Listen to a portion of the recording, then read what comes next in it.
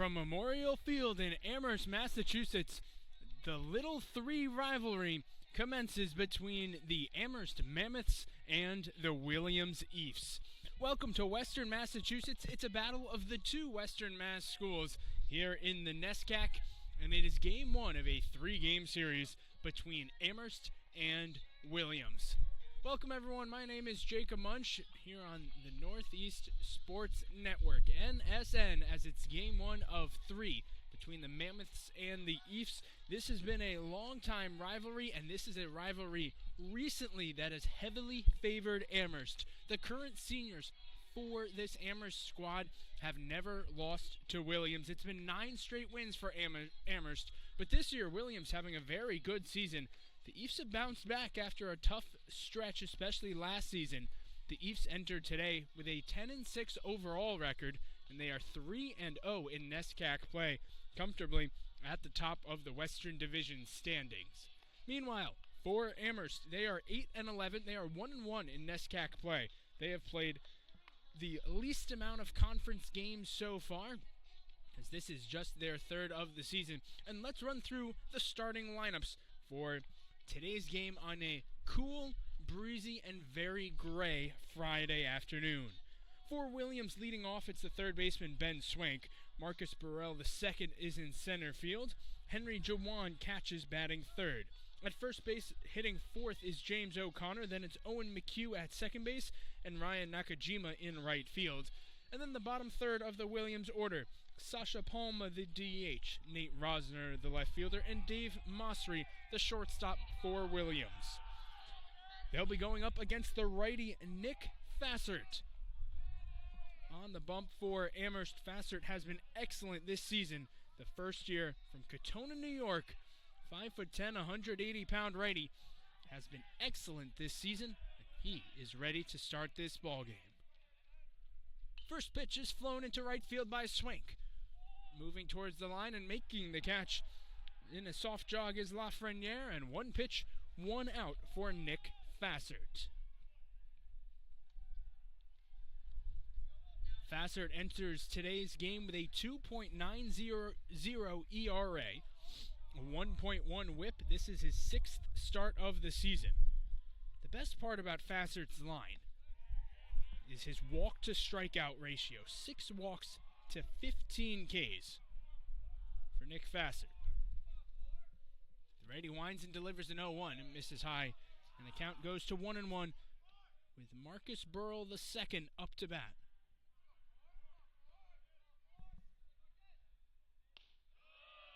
Marcus watches low when the count moves to 2 balls and 1 strike.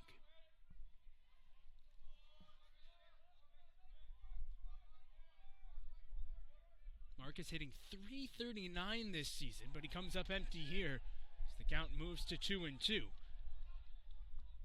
Getting his 16th start of the season. He hits for a high average, gets on base at a 49% clip, and here grounds one right back to Fassert. He'll make the toss and quickly 2 away for the Amherst Mammoths. And with that, let's give you the defense for Amherst. In the outfield, left to right, Leo Faust, Jack Boyle, Charlie Lafreniere in the outfield. On the infield, it's Tyler McCord at third, Aiden Dubetsky at short, Jack McDermott plays second, and Jack Sampedro at first base, with Ben Smith doing the catching for Fassert. His 0-1 clips the corner on the inside, and it's 0-2 on Henry Jawan.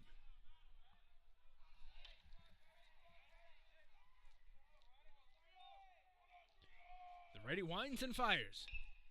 Late swing by Jawan, staying alive at the last moment.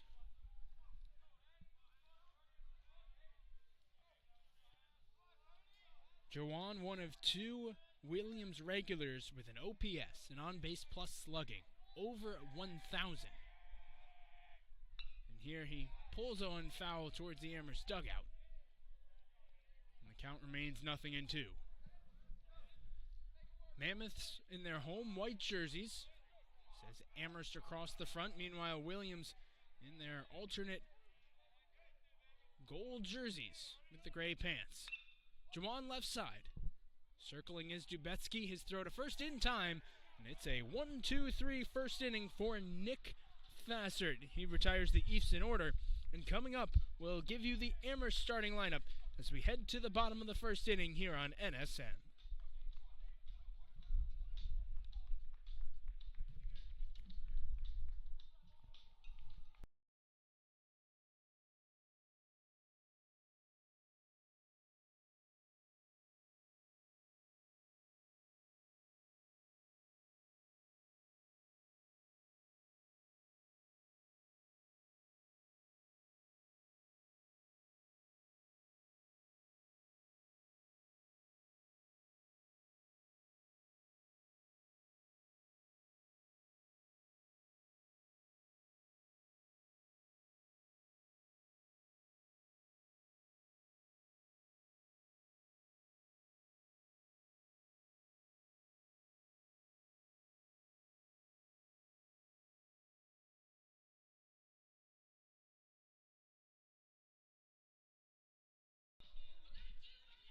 Welcome back to Memorial Field. It was a 1-2-3 first for the Amherst right-hander Nick Fassert. And now let's go through the Mammoths starting batting lineup. Leading off in center field, it's Jack Boyle. The left fielder, Leo Faust, hits second. And then the first baseman, Jack Sampedro, bats third. Following him is the third baseman, Tyler McCord. Charlie Lafreniere hits fifth in right field. And Justin Orridge is the DH batting sixth. Jack McDermott bats seventh, playing second base, followed by the catcher Ben Smith, and in the nine-hole, it's the shortstop Aiden Dubetsky. Rounding out the starting nine for head coach J.P. Pine in his seventh season at the helm of Amherst. As a team, they're batting .290. Not a team that hits for a lot of power, just 5 home runs for Amherst this season. And it's been a bit of a tougher go recently for the Mammoths. 8-11 this season. 2 wins in their last 7 games. They're 2-5 in their last 7 overall. Meanwhile, Williams, they're coming in red hot. They've won 5 in a row and have won 6 of their last 7 games, including a lot of late magic for the Eafs. Starting pitcher for Williams today, it's the righty Peyton Rose.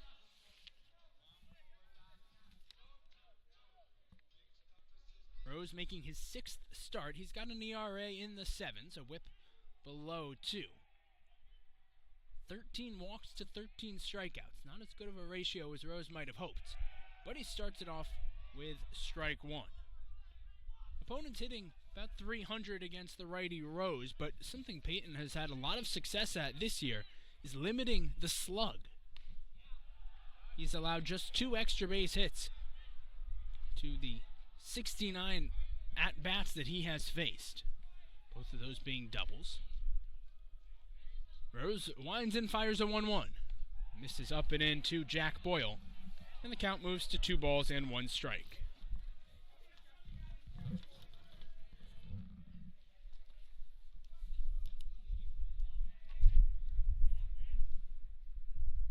Rose delivers high again, and it's now 3-1. Home plate umpire for tonight's game, DJ Nadeau. Joshua Garcia is the first base umpire, and Richard Force, the third base umpire. Jack Boyle awaits a 3-1 and tops it left side.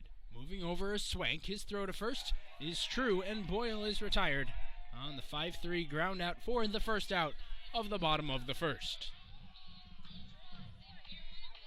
It's time to present to you the Williams defense. In the outfield, Nate Rosner in left, Marcus Burrow the second in center, and Ryan Nakajima in right field. Left side of the infield is Swank at third, Masri at short. McHugh plays second, O'Connor at first, with Jawan doing the catching.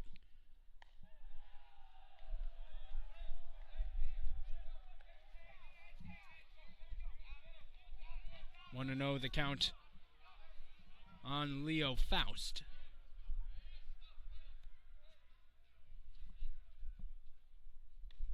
Faust watches down now, 2 balls and no strikes. Faust does not yet have enough plate appearances per game to qualify for the batting standards for Amherst, but he's had good numbers. This is his 10th start, his 12th game overall. 278 batting average, an impressive slugging percentage of 583. Gets him to an OPS of 933. And here he bends out of the way. He's in a hitter's count. 3 balls and 1 strike.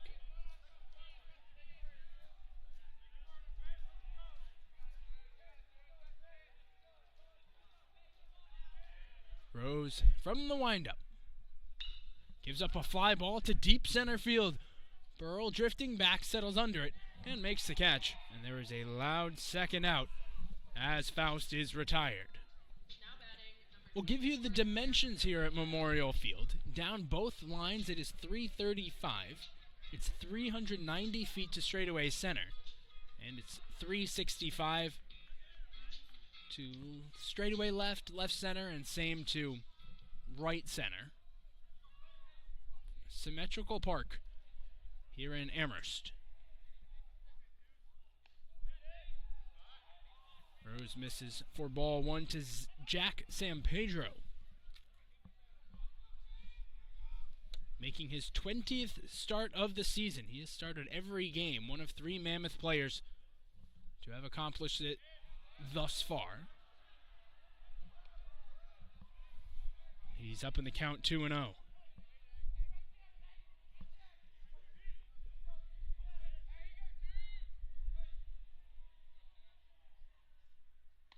Rose throws high, now 3 balls and no strikes. It's been 13 pitches for Peyton Rose so far in this game. He has thrown 4 strikes. Sampedro wiggling the hips and taking a 3-0 at the letters for a strike.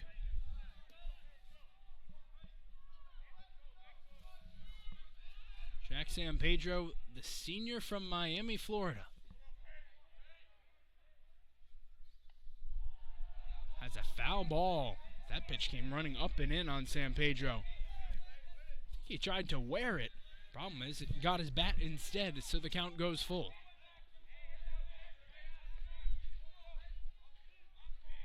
Rose, out of the windup, delivers a payoff. Swing and a miss, strike 3. Goes upstairs to punch out Sampedro, and it's a 1-2-3 first for Peyton Rose.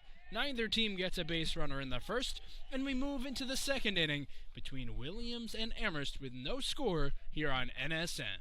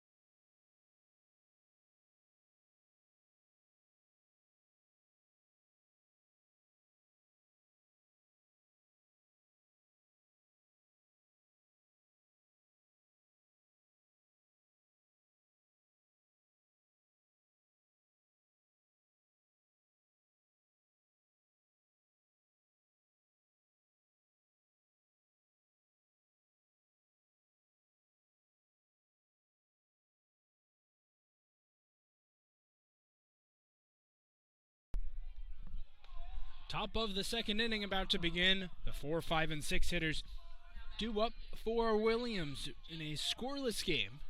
No base runners so far as James O'Connor digs in from the left side against the righty Nick Fassert.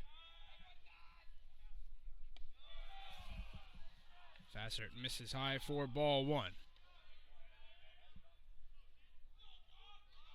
O'Connor has had a sensational season at the dish.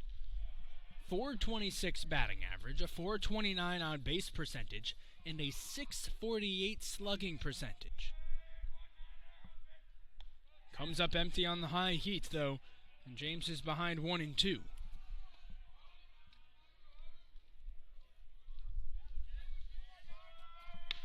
Fassert looking for his first strikeout of the ballgame. Rocks back and delivers. Missing down and away, 2-2. The count on James O'Connor.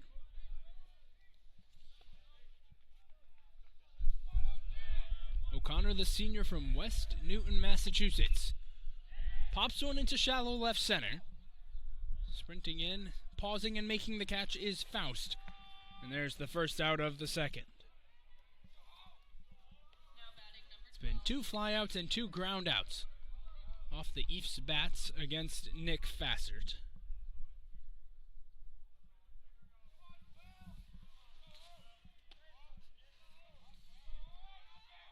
Showing bunt and taking ball 1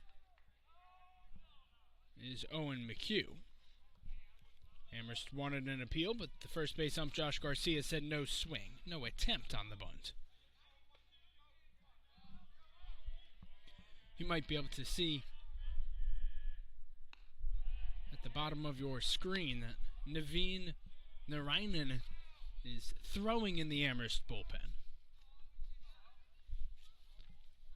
Probably would not think too much of it. Fassert has gone deep into games quite often this season, and he's ahead in the count 1-2.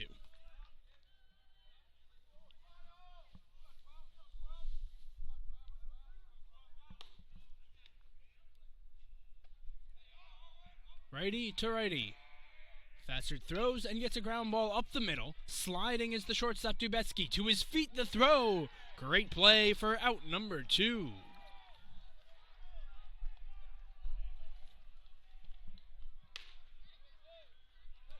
Aiden Dubetsky flashing the leather as he moved up the middle. Did a nice pop back to his feet. Spinorama, and the throw was on the money.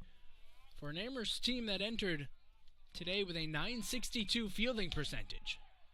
And this one's handled cleanly at first by Sampedro, and it's a quick and easy 1-2-3 second for Nick Fassert. No score in the middle of inning number 2.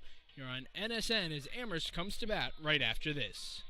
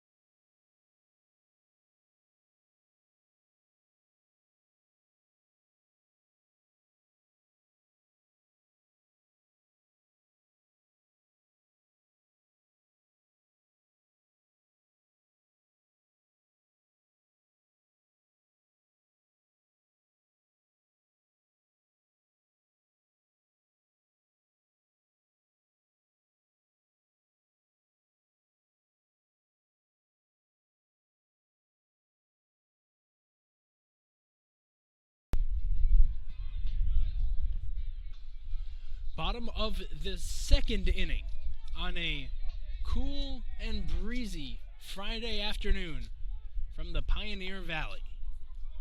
Tyler McCord, the hitter. Peyton Rose's first offering is grounded left side. down to field it is Swank. His throw to first is in time, and so far the defense has been sharp for both teams. Williams came into today with a slightly better fielding percentage than Amherst. The Eves entered at .964. Each team 25 errors on the season, albeit Amherst has played 3 more games than Williams. This is just the 17th game for the Eves this year. Game number 20 for the Mammoths of Amherst College. Charlie Lafreniere takes strike 1 from Peyton Rose.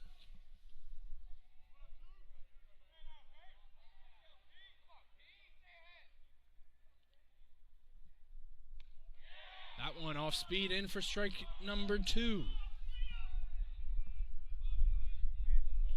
Lafreniere, a .348 batting average. Somehow, it's only good enough to be 4th on his team. Shows the strength in average and strength in numbers that Amherst has. They have 6 players who have had at least 35 at-bats this season with an OPS above .830. Amherst has gotten production from many players in their lineup. Not a team that slugs a lot. They get on base and love to run. Lafreniere lays off downstairs. And it's 1 ball and 2 strikes.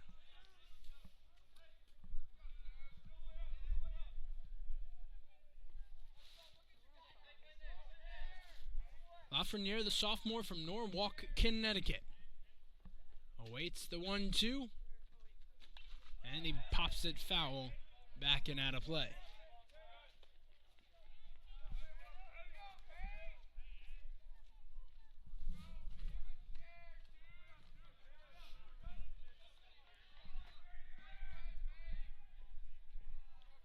Lafreniere waits again for a 1-2. Misses down, now 2 balls and 2 strikes. The Amherst College Mammoth is here, walking down the steps of the left field line, heading towards the bleachers behind home plate. Always know it's a big day when the Mammoth's here. Little 3 rivalry game, and Lafreniere just stays alive, continuing to put up a good battle against Rose.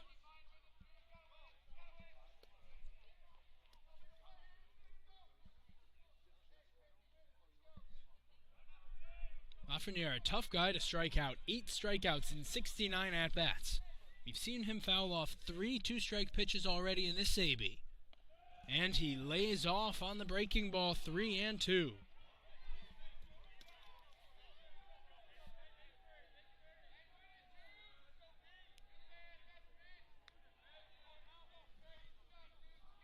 Rose rocks and fires. Grounded towards third. Swank on the backhand. Long throw to make, and it gets there in time. There is out number 2. Ben Swank's been busy at the hot corner. They call it the hot corner for a reason. Ball can get on you quick. That one wasn't a rocket off the bat of Lafreniere, but he had to reach to the backhanded Swank and make a long throw. He has made 3 of the 5 outs that Williams has gotten defensively so far. Justin Orridge takes ball 1 on the miss from Rose.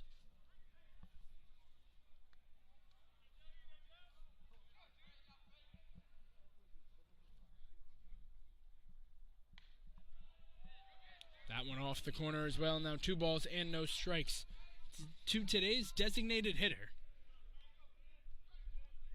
Orridge, the first year from Toronto, Ontario. He's been around North America. Went to Montverde Academy down in Florida for his high school. And he takes strike 1.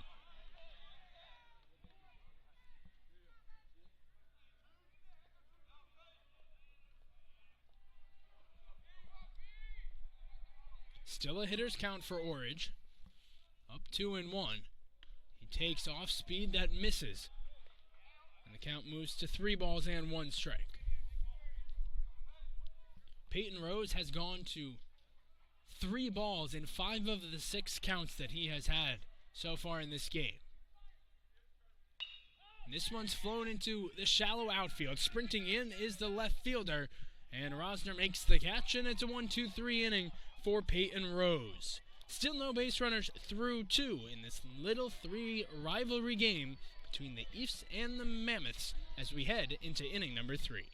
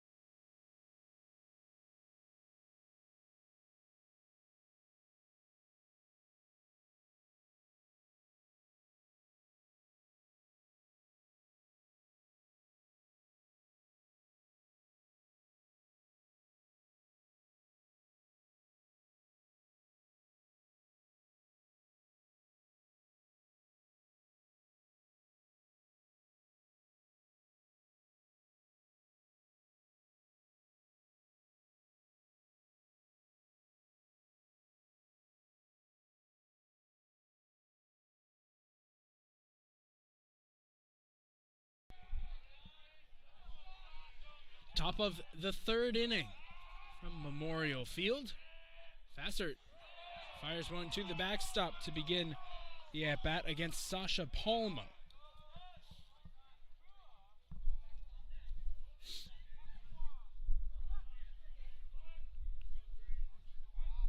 Palma, a big contributor last season. Hasn't had quite as much success this year. But he's up in a hitter's count, 2 balls and no strikes. Takes strike 1 and the count moves to 2-1. Fassert, a very efficient 21 pitches through the first 2 innings. Righty has been pounding the strike zone, but here he's behind in the count 3-1.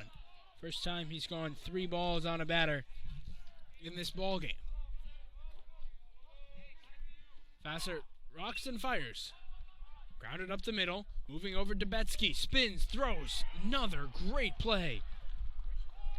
Aiden Dubetsky showing off the range, going up the middle for the 2nd time in this game. It's the first out of the 3rd.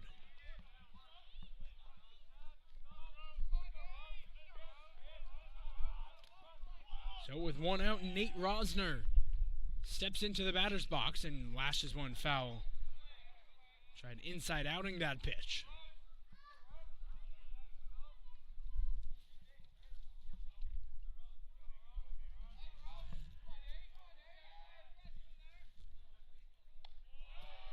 Up high is the offering from Fassert. And the count is 1-1.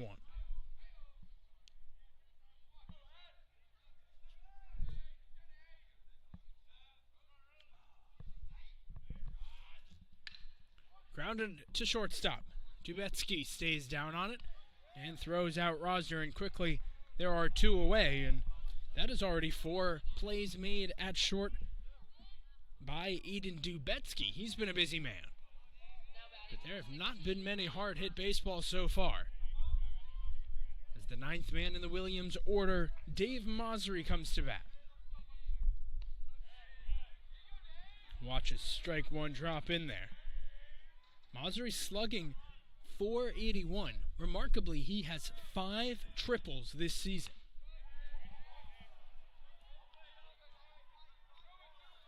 Quickly behind in the count, 0-2. Fassert misses high, 1-2. Nick Fassert works with a lot of purpose and speed. Does not wait around, at least not from the windup. Gives up a ground ball to second base. McDermott throws out Masri, and it's another 1-2-3 inning for Nick Fassert. He's retired the first 9 Eafs that he has faced, and halfway through the third inning, there's no score between Williams and Amherst here on NSN.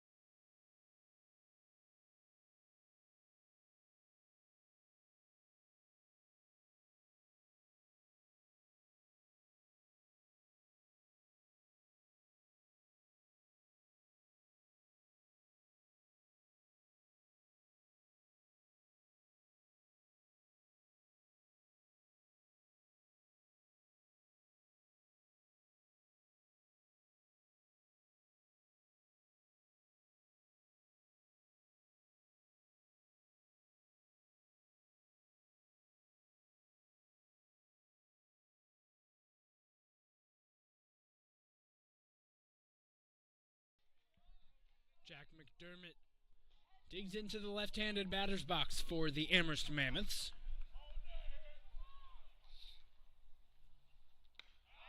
Watches strike one from Peyton Rose.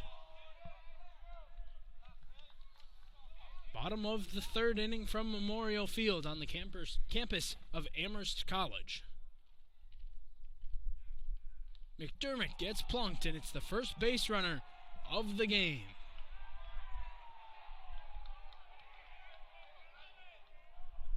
Pitch tailing inside. McDermott tried to leap out of the way. The ball got him in the legs. It's base runner number 1 for either team. The leadoff man aboard now for Amherst as Ben Smith comes to bat.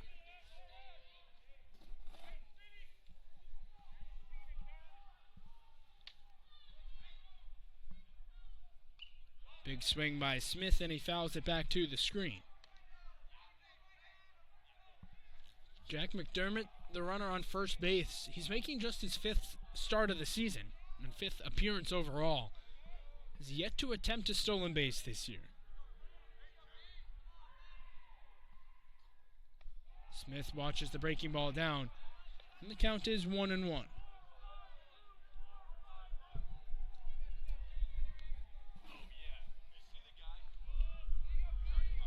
Rose pitching out of the stretch for the first time this afternoon. Righty delivers. It's ball 2.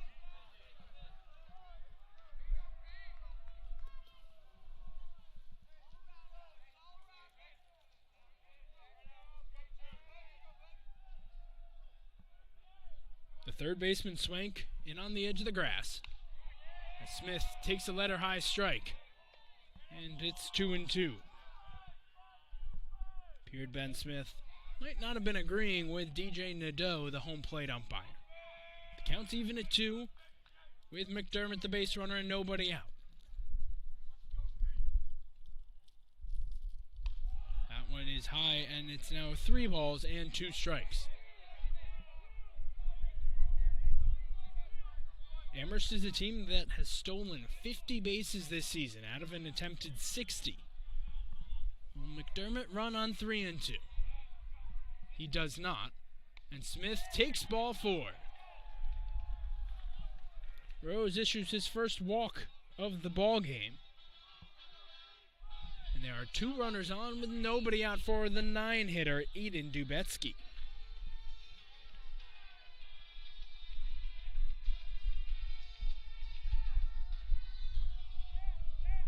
And that will prompt a mound visit for Peyton Rose and the Williams Eafs. The command has not been great for Peyton Rose in today's game, and it's been something he's battled all season. This is a Williams pitching staff, though, that does a fantastic job at throwing strikes.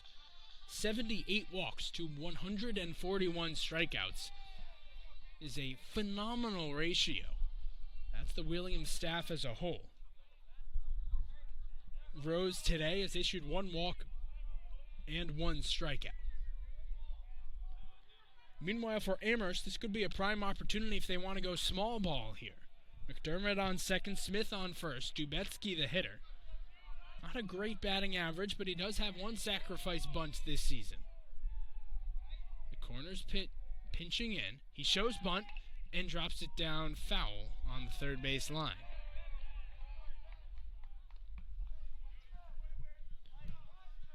That bunt attempt by Dubetsky looked a little like he was trying to get it down and hopefully beat it out. He really aimed it down the line.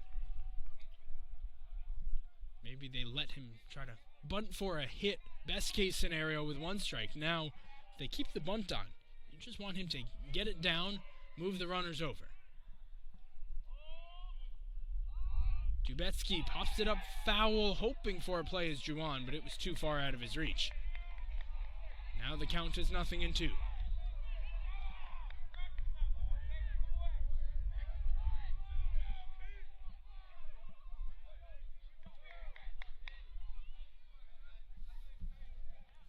Good effort by Henry Juwan trying to make that catch on the pop to bunt.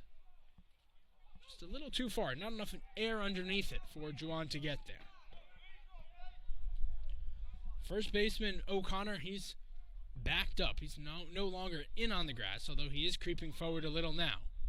No sign of bunt, and Dubetsky gets just a piece of it to stay alive. Popped in and out of the mitt of Juwan.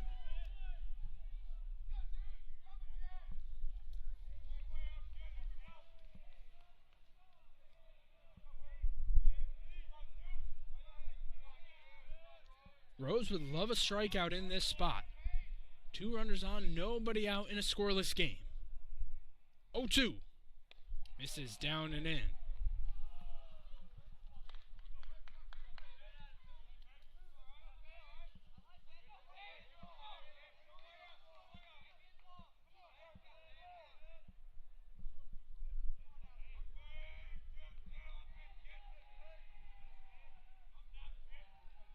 Rose comes set at the belt. Delivers. Ball 2, not missing by much. Dubetsky, after falling behind in this count with 2 failed bunts, he's worked himself back into the count. 2-2, and at the minimum, Dubetsky wants to pull this baseball on the ground. Hit it to the right side, at least move McDermott over to third. Now Williams would be quite happy to receive a double play. Breaking ball in there, strike 3 called. Dubetsky frozen, and it's the second strikeout for Peyton Rose. As Dubetsky's caught looking for out number 1.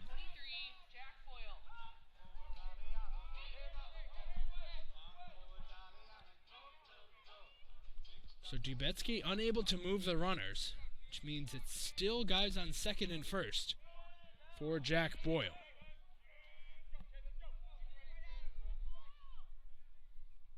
He takes the first pitch well off the plate, 1-0.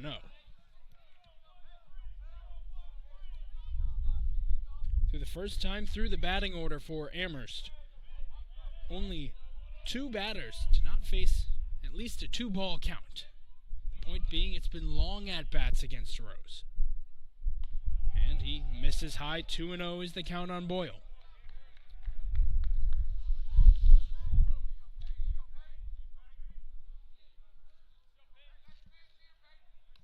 Boyle 4 triples this season, 7 multi-hit games this year.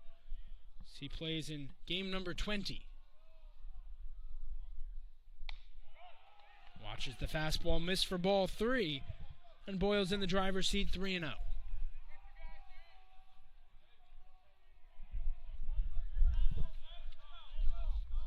Leo Faust, the man on deck.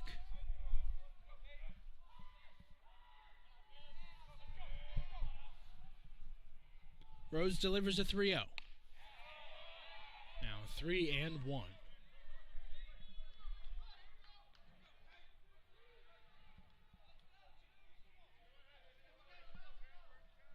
The Williams right fielder, Ryan Nakajima, he's playing a little deep the other way against the right-handed hitter, Boyle.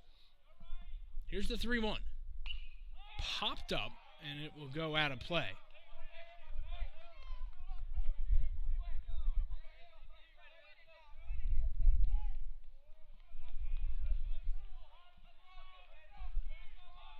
Rose has battled back from being behind 3-0 to getting the count full. McDermott the runner on second, Smith the runner on first. Rose finally has a sign he likes and fires. Fouled back.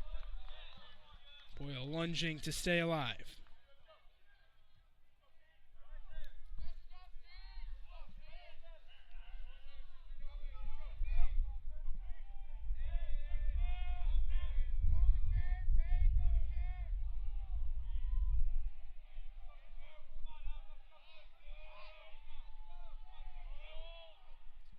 Rose's payoff. Swing and a foul tip held onto by Juwan. Back-to-back strikeouts for Rose following the 2 consecutive base runners to begin this inning. And now Peyton Rose close to getting out of the jam. He went fastball up in the zone. Boyle might have expanded the zone a little bit up near the letters. Decided better safe than sorry, but he came up empty. Leo Faust watches strike 1.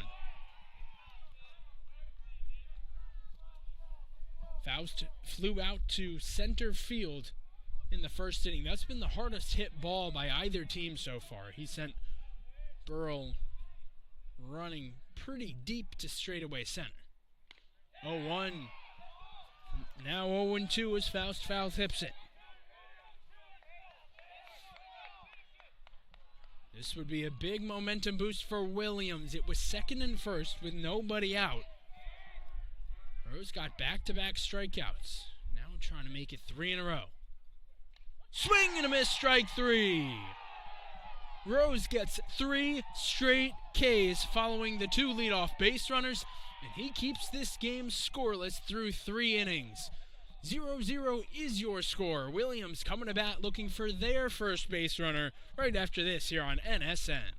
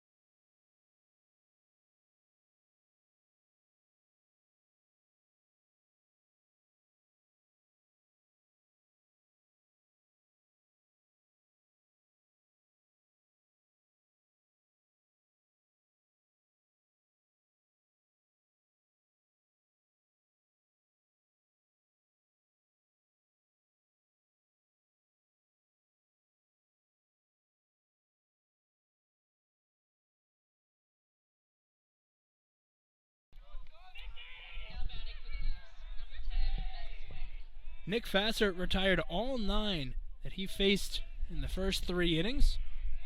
Now he'll have to face the lineup for the second time through, beginning with Ben Swank.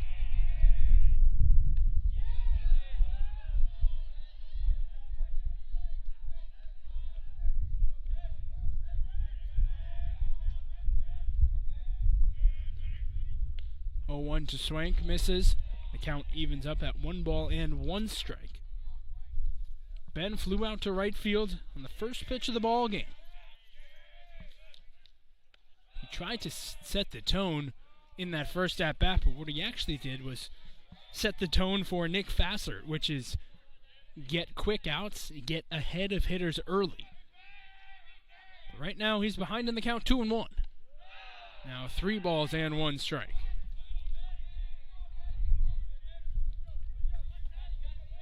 Swank, an active 11-game on-base streak. Make it 12 as he draws the base on balls, and it's the first Eafs base runner of the day. Now batting number 4, Marcus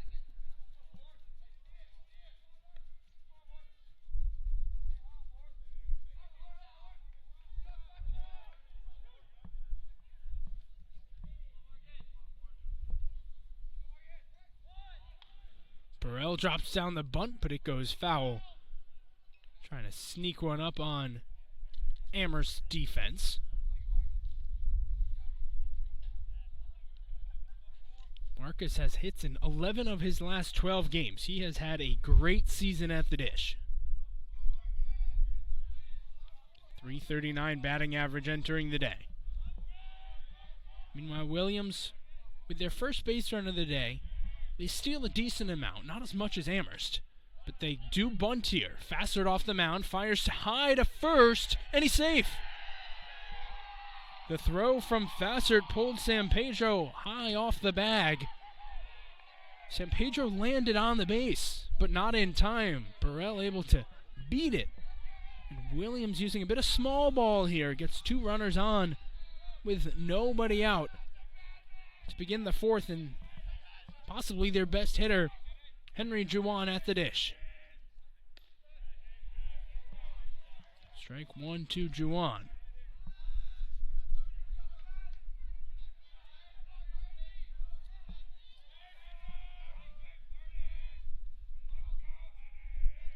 Fassert fires the pitch. Did John go? Well, it's a foul tip. Strike 2, says the home plate umpire, DJ Nadeau. Quickly ahead in the count is Juwan, 0-2. Sorry, is Fassert. They also gave Fassert an error on the throw to first, ruled it an E1. Makes sense to me. 0-2 in the dirt, and it kicks past Smith. Each of the Eafs advance 90 feet. It's a big, wild pitch. Takes the double play out of order, puts the leading run on third base with less than 2 outs as we have nobody out. And now Juwan, a golden opportunity to do some damage. Amherst keeping their infield back in the scoreless game. 1-2 the count from Fassert to Juwan. Swing and a miss, strike 3. Breaking ball down. Juwan went fishing, and there's a big first out for Nick Fassert.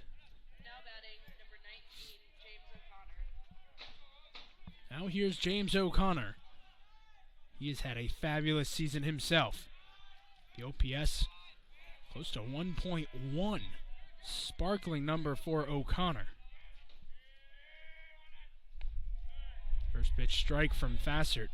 I have to wonder how much J.P. Pine and the Amherst coaching staff perhaps considered walking O'Connor here, just because of how hot he's been. And the hitter on deck, Owen McHugh, he's had a fine season at the dish, but nothing sparkling as this is hit to first.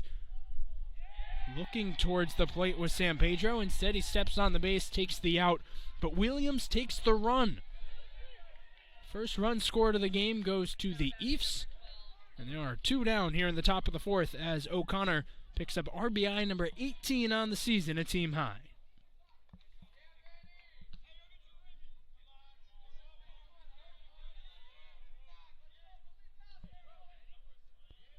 Runner now on third. There's ball 1 to McHugh. If that ball was hit harder to Sampedro off the bat of O'Connor, he probably tries a throw home to get Swank, but it wasn't hit with enough exit velocity to really make it a realistic possibility for Sampedro. Just had to take the out at first, and it's still early. It's not a problem for Amherst. Grounded left side, charging in Dubetsky, sets his feet, throws low, but it's in time to retire McHugh and get Nick Fassert through the inning. It was second and third with nobody out. He gives up just 1 run. And although we haven't had a hit through 3.5 in this game, Williams has the first run. The Eafs lead 1-0 as we head to the bottom of the 4th.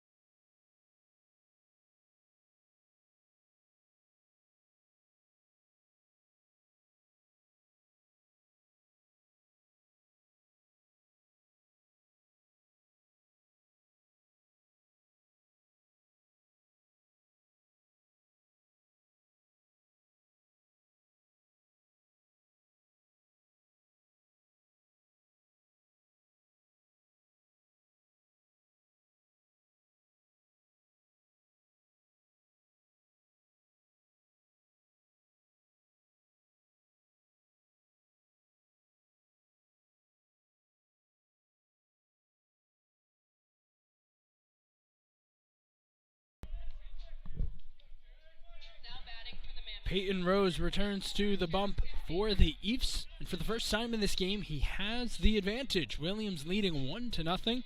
Just got a run on an RBI groundout from James O'Connor in the top half of the inning. And now Amherst tries to respond with the heart of their order. 2 up. Jack Sampedro takes ball 1. 3, 4, and 5 the hitters, meaning Tyler McCord and Charlie Lafreniere are the 2 hitters to follow Sampedro. That one misses high, and Rose behind 2 balls and no strikes. He worked out of a second and first no-out jam in the bottom of the 3rd, and Williams carried that momentum into their first run of the game. And for the 2nd straight inning, a potential hit by pitch actually results in just a foul ball. That ball running in on Sampedro. But it got his bat, and the count goes to 2-1.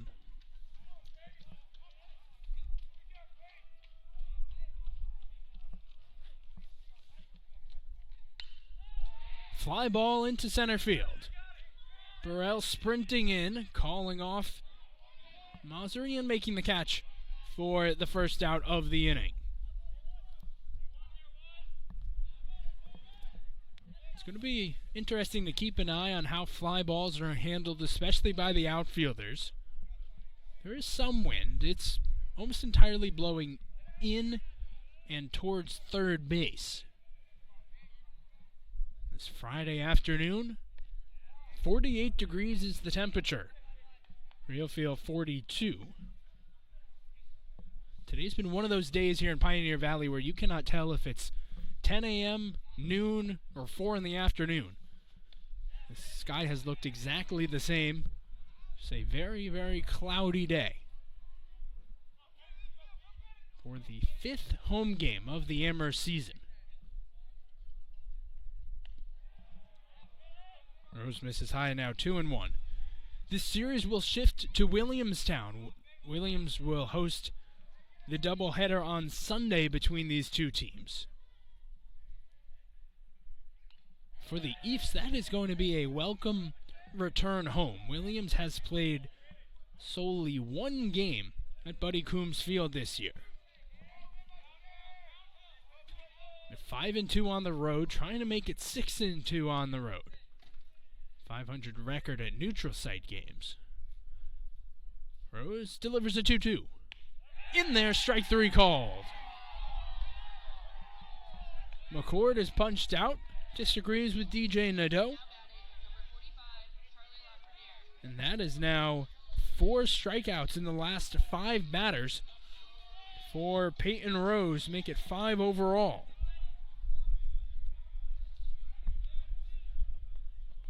Charlie Lafreniere, the hitter now.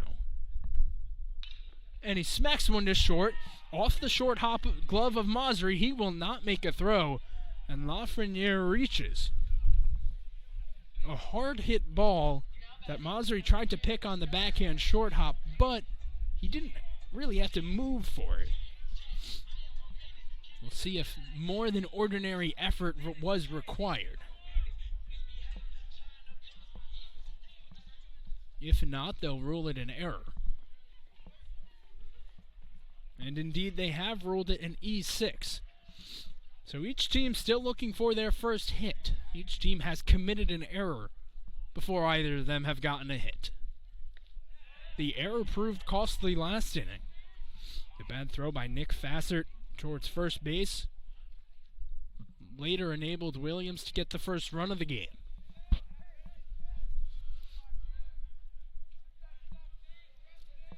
Oh, and 1 the count on Justin Orridge. 1 ball and 1 strike. On the one hand, you could feel that the error given to Dave Masri just now might have been a tough error because the ball was hit hard and it was a short pick on the backhand. On the other hand, Masri did not have to move very far. Probably what he'll tell you he should have had. 1-1 cut on and missed. And Rose ahead in the count 1-2.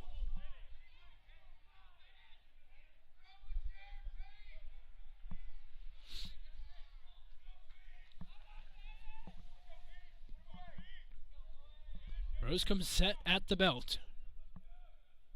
His 1-2. Fouled off, and we will do it again.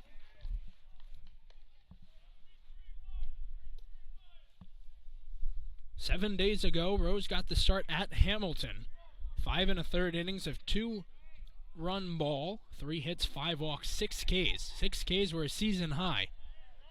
He's 1 strike away here from getting his 6th strikeout of today's game.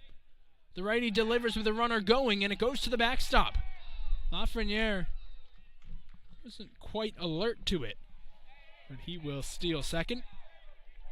And the tying run now in scoring position with the count 2-2. And 2 outs.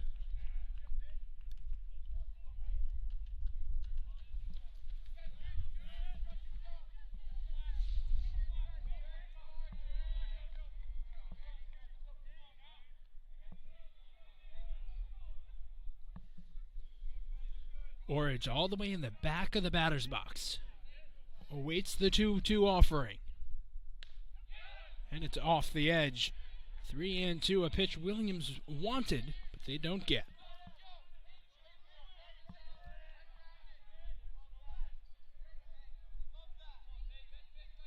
Fifth full count of the ball game so far for Peyton Rose. 5th and 15 batters faced, trying to maintain the Williams lead. The 3-2. In there, strike 3 called. Orridge can't believe it. It's 6 strikeouts for Peyton Rose, including 5 in the last 2 innings, and he puts up the shutdown 0. At the end of 4, it's Williams 1 and Amherst nothing here on NSN.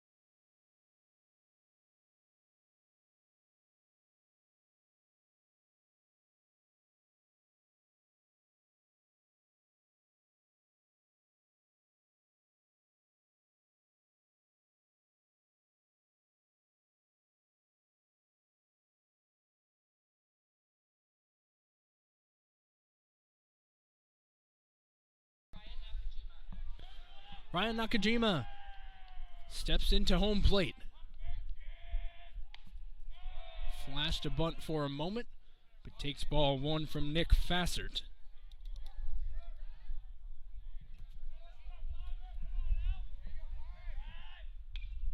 Nakajima fouls it back, and the count moves to 1-1.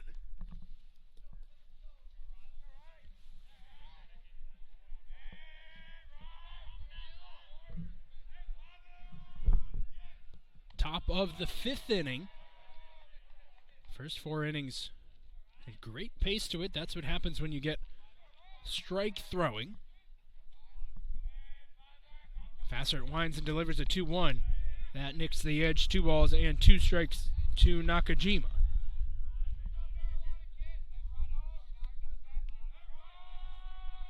Ryan started the season with a 6-game hitting streak. He hit .500 during that span, 11 for 22. The big difference between last season and this season for Ryan Nakajima has been the slugging percentage. It has come up 70 points or so. And he hammers one to second. Shuffling over is McDermott. His throw to first is in plenty of time to retire Nakajima. And there's the first out of the 5th inning. Now batting number 3,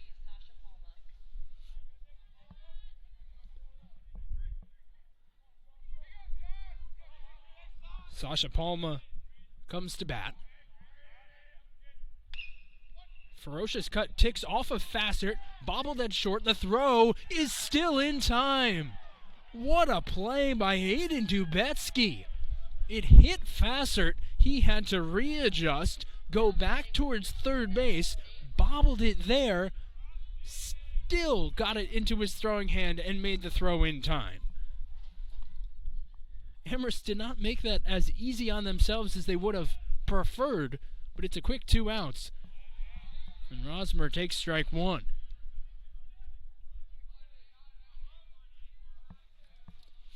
That most recent ground ball goes in the books as a 1-6-3.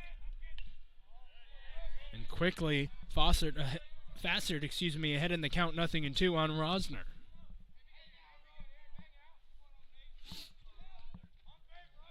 Nate Rosner, the first year from Bethesda, Maryland, swings and misses for strike 3. It's the second strikeout through 5 innings for Nick Fassert. He bounces back with a quick and easy 1-2-3 5th inning, and we are halfway through from Memorial Field with the Eafs leading the Mammoths 1-0 on the road here on NSN.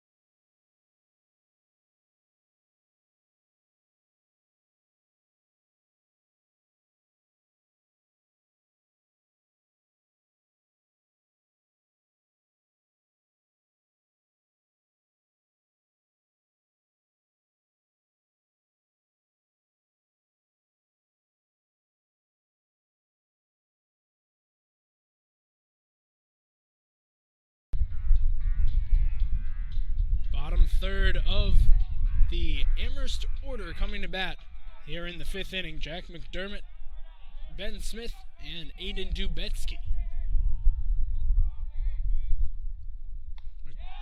McDermott takes a big cut and comes up empty, 0-1. Jack McDermott, a very upright stance. Watches down and away, 1 ball and 1 strike.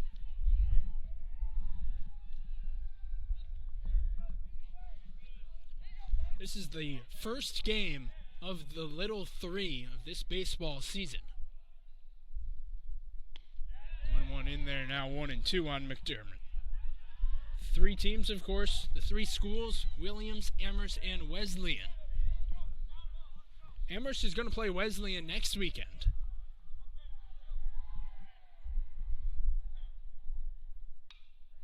The Mammoths will go to Wesleyan on Friday for the Friday single game, and then Amherst will host the doubleheader against Wesleyan. When you look at the Little 3, it's been won handedly by Amherst recently. McDermott pops this one up, Juwan won't have a play. And it remains 1 ball and 2 strikes.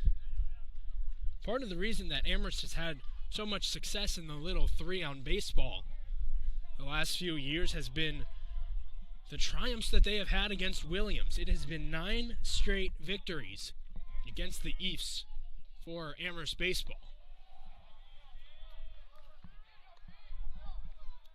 The last win back on April the 7th, 2019, a little more than 6 years ago, is the last time that Williams beat Amherst.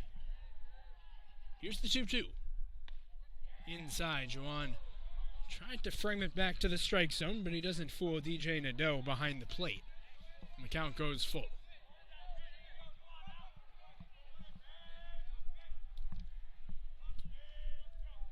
Rose winds and fires. Ball 4. Amherst has been caught looking at strike 3 quite a few times today, but not there. McDermott draws the walk. He has reached base both plate appearances today, a hit by pitch and a walk. Now Ben Smith will be the batter.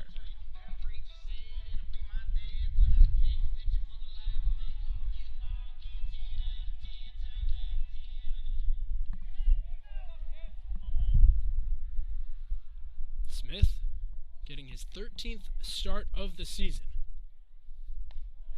Takes ball 1 from Rose. On the one hand, Rose has started to find the strike zone more the last few innings. 5 of his last 6 outs have been strikeouts.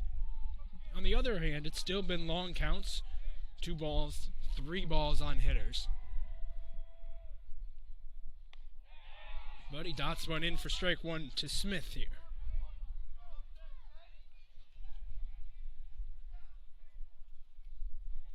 Ben Smith, 11 RBIs on the season. 9 of those 11 have come from just 3 games. So RBIs come in bunches. So I believe that is our first pickoff throw of the day. We're in the bottom of the 5th inning. That's what happens when you don't have many base runners.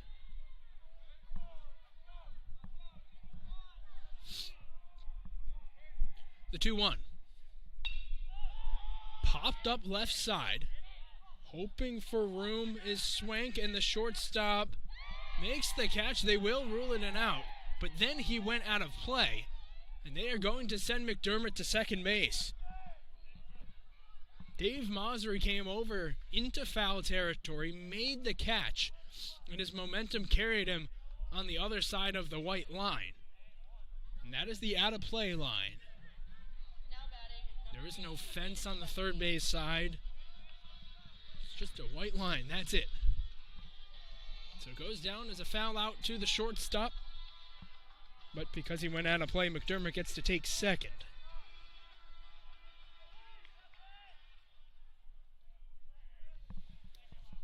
So Aiden Dubetsky climbs into the batter's box.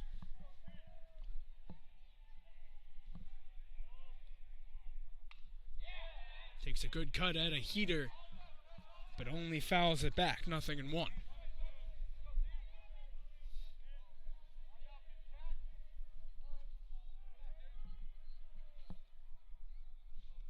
The third baseman, Swank, playing in on the lip of the grass, the other way against Dubetsky.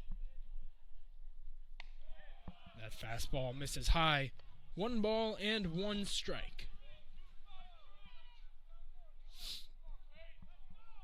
The Mammoths looking for their first run. Also looking for their first hit. The game's first hit. The 1-1. Foul tip. In and out of the mitt of Juwan, and the count moves to 1-2.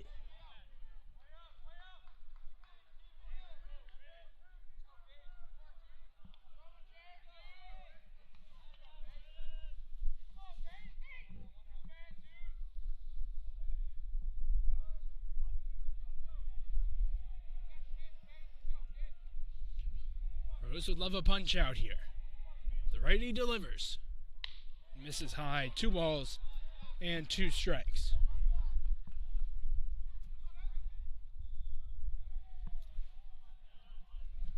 Six strikeouts so far for Peyton Rose. 1 shy of a season high. Would also be his career high, having not pitched prior to this season. It's 2-2. Pulled foul. Headed down the line and out of play. Dubetsky out in front of a breaking ball.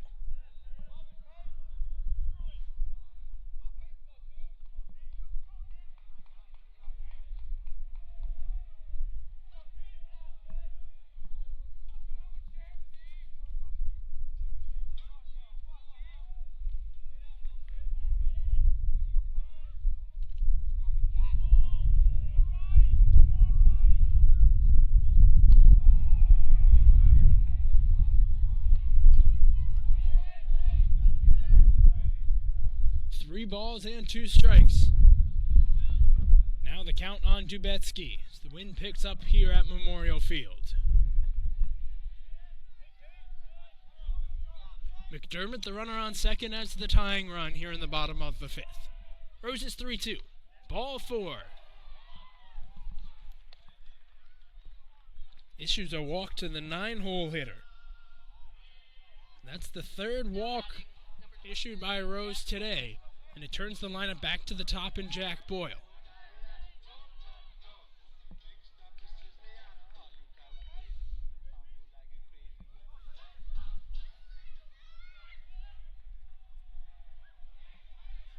Boyle entered today hitting .264, an OPS of .780, a more than respectable number. And he watches high ball 1. Right now, everything from Rose has been up in the strike zone. He's not a pitcher who throws over the top. Comes a bit more from the side. Reminds me a little of Logan Webb, the righty starter for the San Francisco Giants, with his delivery. And that one misses the strike zone now. 2 balls and no strikes.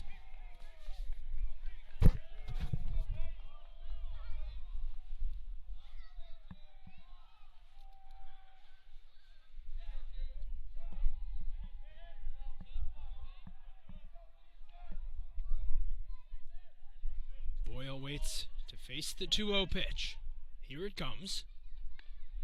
That one is a strike. 2 balls and 1 strike now, the count.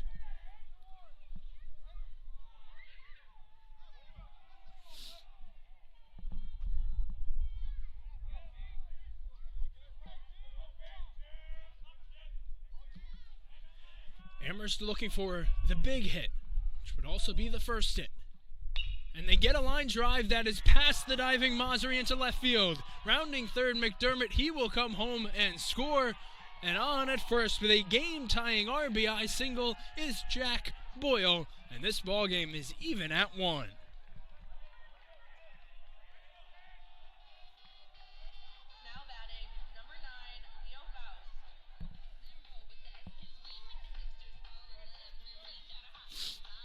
Boyle pulled the hands inside, got it past the dive of the shortstop Masri.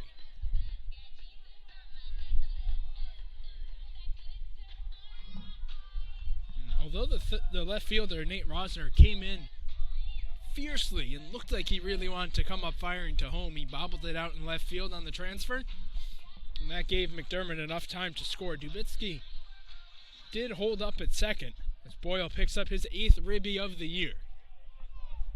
And now Leo Faust looking for more.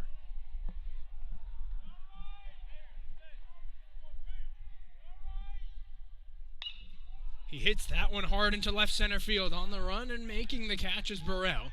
Tagging and stopping is the base runner Dubetsky. Nicely done all the way around by Marcus Burrell II. Now batting, number 24. Ball was stung by Faust into the left center alley. But Burrell's got great speed. We've already seen it in the outfield and on the bases as well. He was the one who reached on the throwing error by Nick Fassert. And the only reason he beat that out was because of how fast he is. Now he's made the catch for the second out, but still a tough task at hand for Peyton Rose as Jack Sampedro digs in.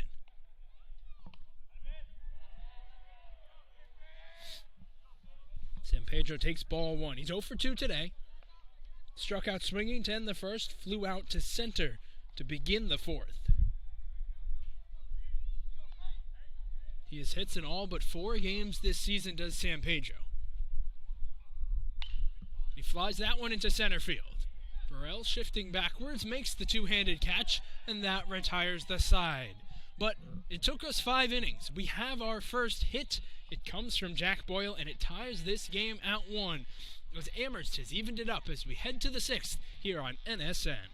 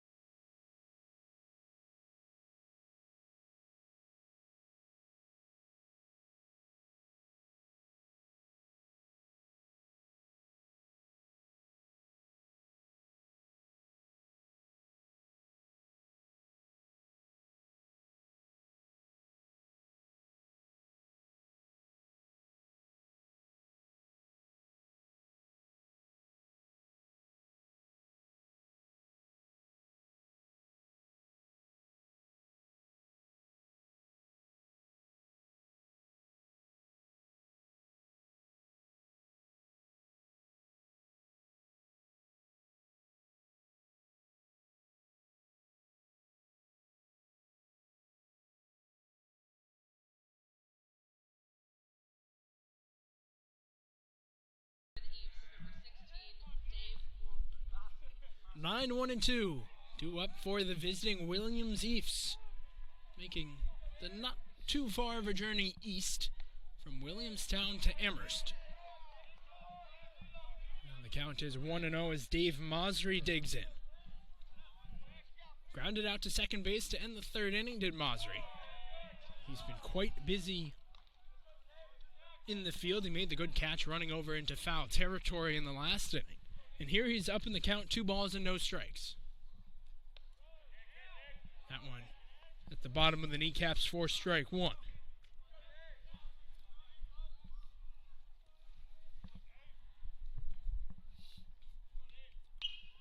Mosry pops one foul, and the count goes to 2-2. When you look at the NESCAC standings so far, it's a bit disjointed due to the fact that there's a large disparity between the number of games played amongst teams in the conference. 2-2, hit foul, and we'll do it again. But Williams is atop the West Division. The 10-school league in baseball split into 2 divisions, West and East. Williams is at the top of the West at 3-0. They're the only undefeated team remaining in NESCAC as Mosry rolls one to the right side. McDermott takes his time throwing out the Williams shortstop, and there's the first out of the 6th. So Williams is at the top of the West 3-0 record. Then it's Middlebury at 4-1. They're behind Williams. Amherst then sits at 1-1. And again, that's what I'm talking about, the discrepancy in games played. Middlebury has played 3 more games than Amherst. And Amherst has played 4 less games than the team sitting just behind them in the standings, which is Wesleyan at 2-4. Hamilton rounds out the West Division with a 1-5 record.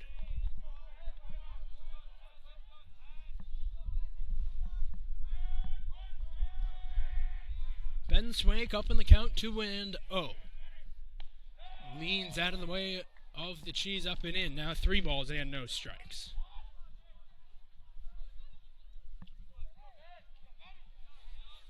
Williams and Amherst, they have the 2 top staff ERAs in the conference, in the Western Division at least. And Swank draws ball 4. That one not close from Nick Fassert. Now batting number 4, Marcus Burrell, the second. Fatigue should not be a problem yet for Fassert. He has thrown just 69 pitches through 5 1/3 innings. Burrell hits it into center. Cruising over to make the catch is Jack Boyle. And quickly, there are 2 outs, and that's been the name of the game for Nick Fassert so far today. He has gotten quick outs. Few first pitch outs, a couple second pitch outs. He gets ahead of counts and attacks these Eafs hitters. Now he'll face Henry Juwan.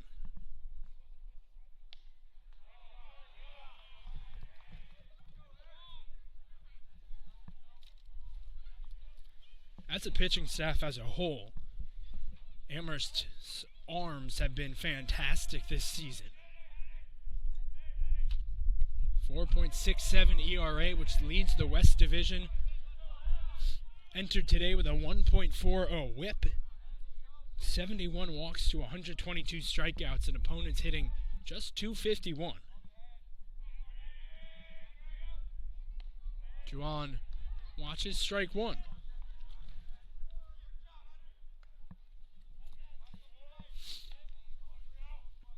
A 2-time NESCAC All-Conference second-teamer, Henry Juwan, hits the 2-1 into the air in right center. Calling is Boyle, catching is Boyle, and that retires the side. How about 6 hitless innings for Nick Fassert? And as we depart the top of the 6th, 1-1 is your score in this little 3 game between Amherst and Williams here on NSN.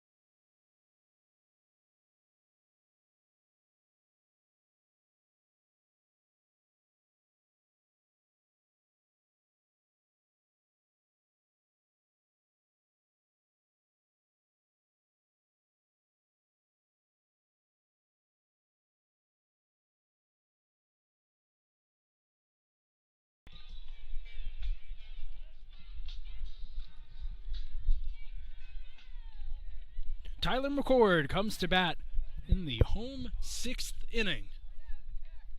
Peyton Rose back to work for Williams. A little surprising considering the fact that that was his 96th pitch of the ball game. The listed high on Rose's stat page is 96 pitches last Friday at Hamilton. He went 5 1/3 innings in that game. Of course, I'll add the caveat that 2 of Rose's 5 prior outings don't have pitch counts attached to them. And And here he gives up a floater into center field. That'll dunk down for a base hit. McCord a leadoff single. It's the second hit of the game, both for Amherst. And the Mammoths have the go-ahead runner on with nobody out, and Charlie Lafreniere coming to bat.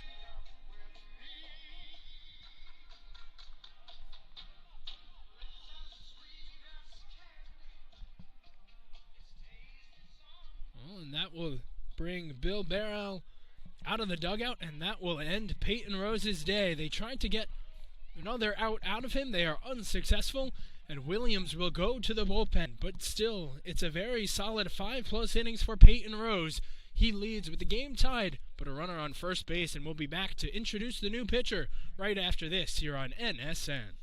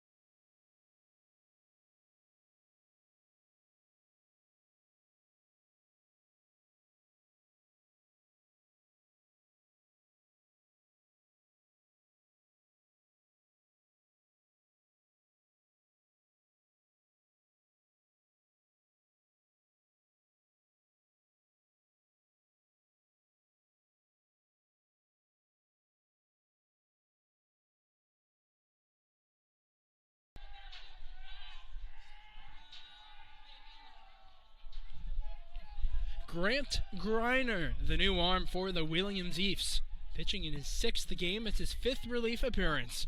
Comes in with a clean 3.65 ERA. Opponents hitting .265 against him, and 14 strikeouts to 7 walks for the righty first year from Falls Church, Virginia. Quick move to first, and diving in safely is Tyler McCord. That's something Williams has to watch out for here. McCord 13 for 14 stealing bases. It's the funny thing, Amherst has 50 stolen bases as a team, but 34 of them come from 2 players, McCord and Jack Boyle. So here's strike 1 to Charlie Lafreniere.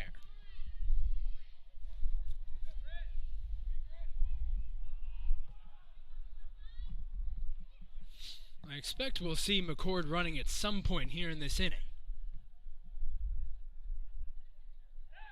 He dives back in safely. That time it was a little closer on the pickoff from Griner.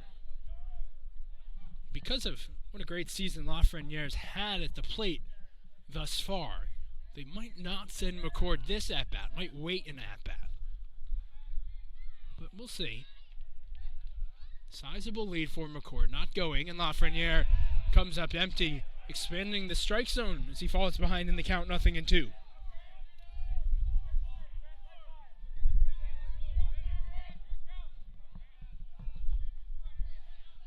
Griner, the 6'3" first year. Attended Meridian High School, looking to get the first out of the bottom of the 6th. He'll check again over at first, and McCord is in safely.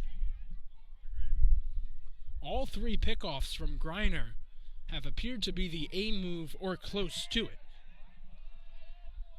meaning his sharpest, most precise efforts to try to pick off McCord. Hasn't been successful, and now he fires an 0-2, and Lafreniere stays alive.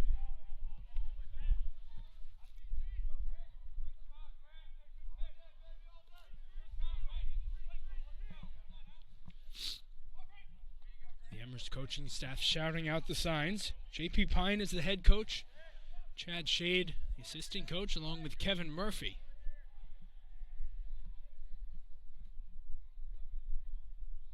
Lafreniere inside outs it to right. It's right at the right fielder Nakajima, who makes the catch.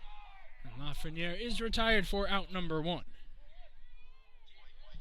batting, number 2, Justin Orange. Mentioned the coaching staff for Amherst. Well, Chad Shady is going to get the opportunity on Sunday to return back to his home county.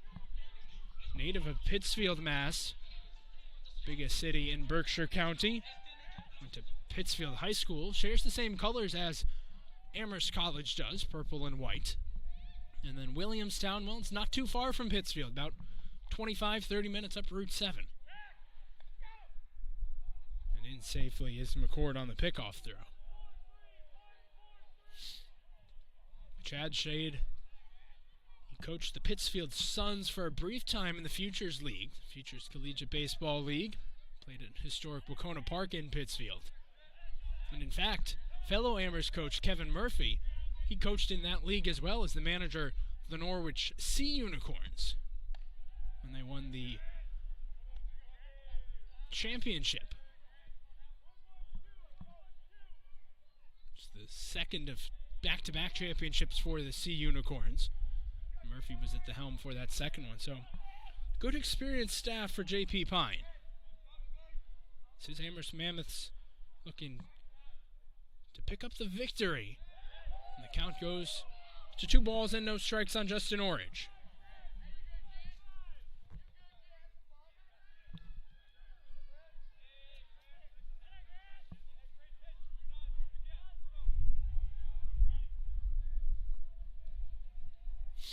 Two and oh. Will this be the opportunity for McCord to try to steal second? This one fouled off. Got a piece of the home plate umpire's mask, DJ Nadeau.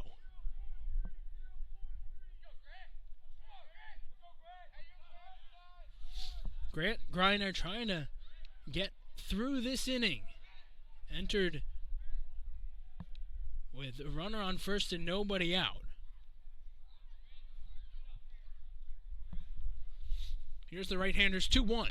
It's hit hard into center field. Burrell backpedals and makes the catch for out number 2.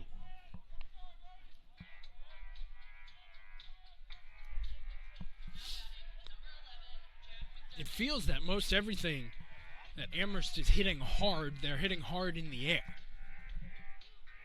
This outfield for Williams has had enough time and enough capabilities to get under most of the line drives and fly balls. For Grant Greiner, he had one tough outing, begin the season at Brandeis. For the most part, he's been very good since. McDermott fouls it off and the count is 0-1.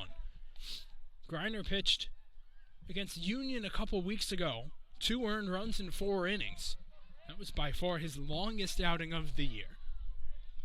Last threw a week ago, 2 2/3 innings in relief of Peyton Rose. That was a 3-2 narrow victory for Williams in Hamilton.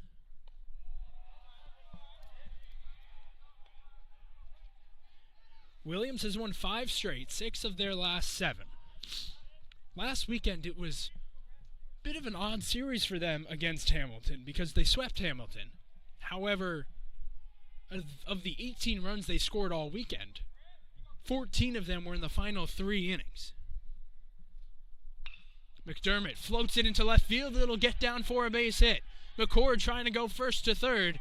He will slide in safely. McDermott to second. He goes the extra 90 feet on the backside, and Amherst has 2 runners in scoring position with 2 outs. Now batting, number 14, Ben Smith.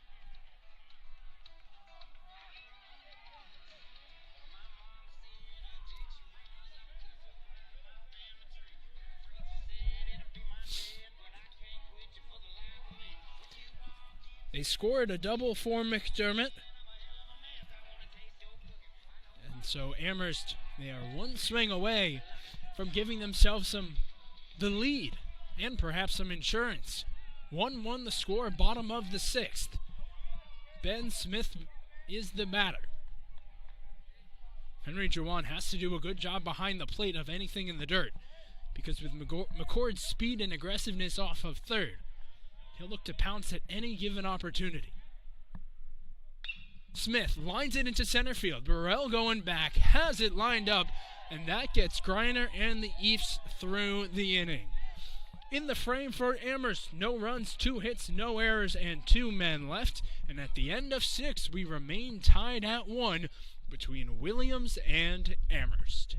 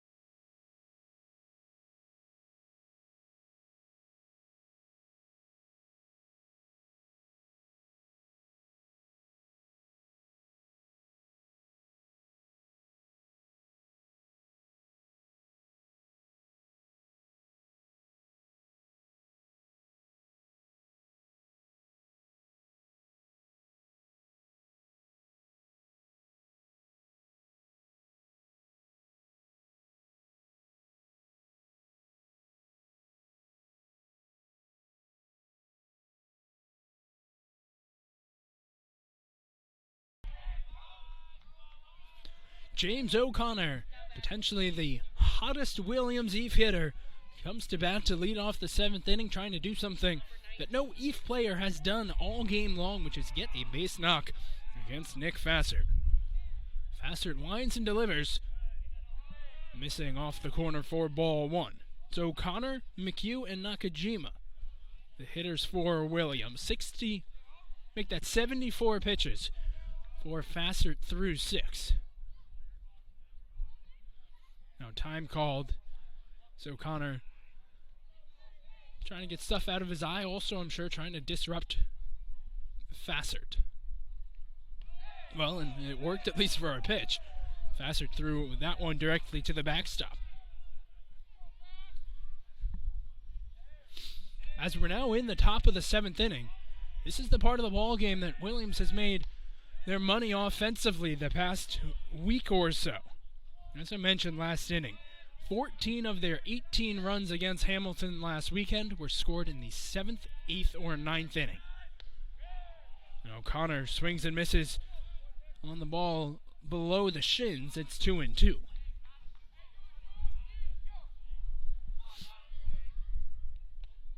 That one misses for ball 3. Not a bad miss by Fassert. Still a tie ball game, 1-1 your score. O'Connor looking for any way to get on, but he swings and misses on a pitch in the dirt. The throw by Smith in time to first. So O'Connor expanded on the back foot breaking ball. That's a great pitch by Nick Fassert. And there are 1 down here in the 7th. Owen McHugh now the hitter.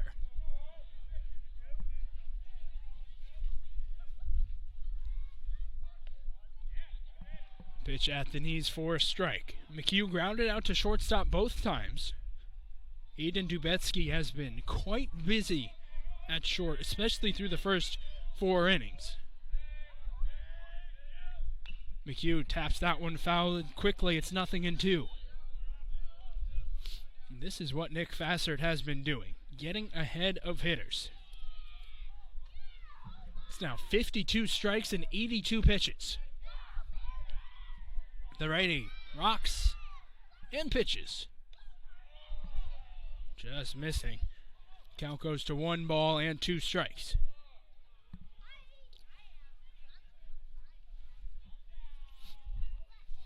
Fassert winds and delivers a 1-2. Grounded towards second base, charging in McDermott. Sets his feet and throws to first. And there's 2 down in the 7th for Fassert and the Mammoths.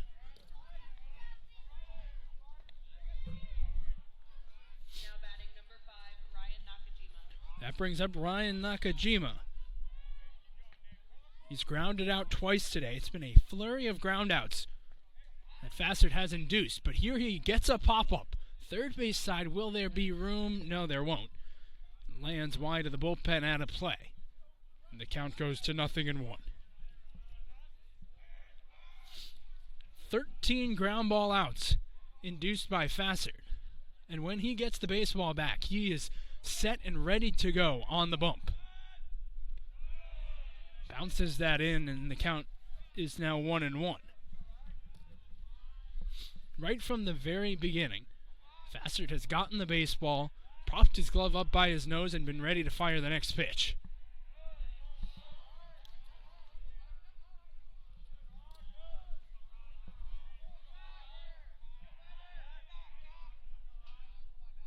The righty's 2-1. Grounded foul, first base side. And it's now 2 balls and 2 strikes. A strike away from getting out of this inning is Fassert. Here's the 2-2. Foul ball. Nakajima got that basically off the ground. It's a similar 2-strike pitch to the one Fassert threw to O'Connor 2 batters ago where he got the back foot chase.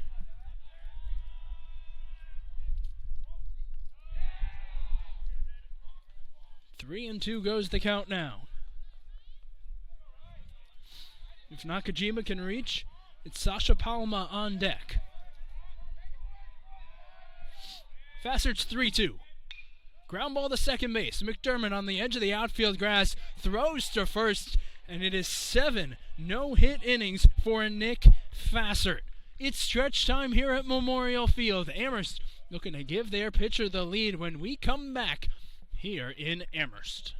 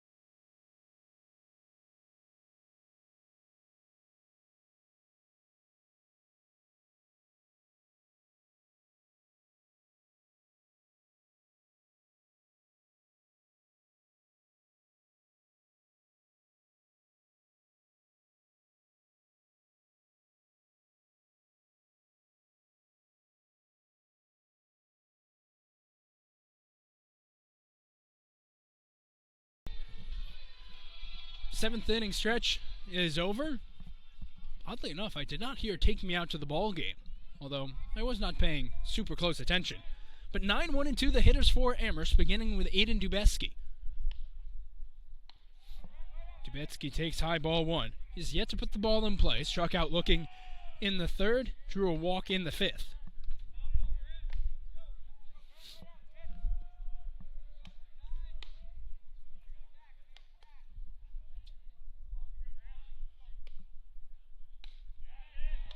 That one catches the corner. Grant Greiner is back on the bump for the Eafs. Came in relief of Peyton Rose after Rose faced one batter in the sixth inning.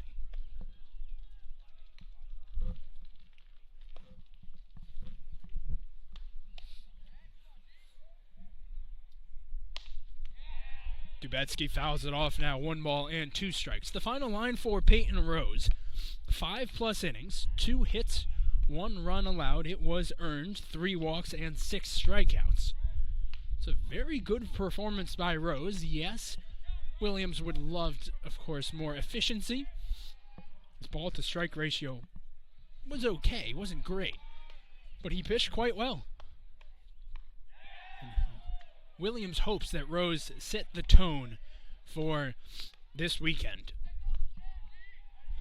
Count now 2-2. As Amherst has some action going in their bullpen. The highest intensity action is coming from Jack Sampedro.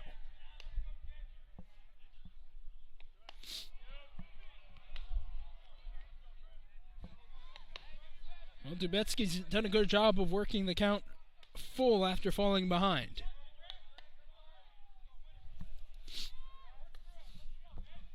Williams can ill afford a leadoff walk here, especially with the top of the order due up next.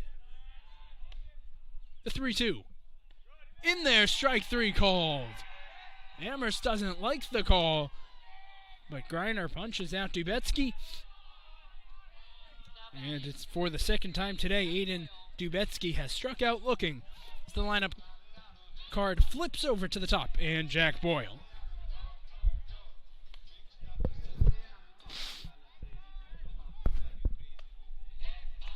A cool, breezy Friday evening as we approach the 6 o'clock hour.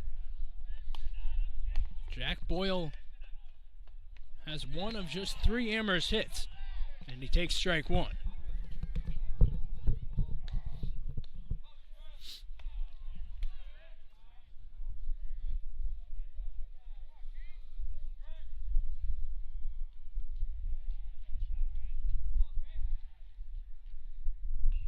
Check swing, foul, and Boyle behind in the count, 0-2. Little indecisive there was Boyle. The senior from Staten Island, New York,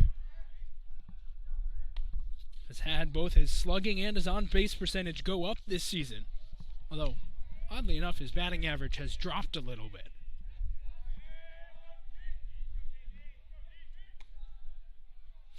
Here's the 2-2 from Grant Greiner.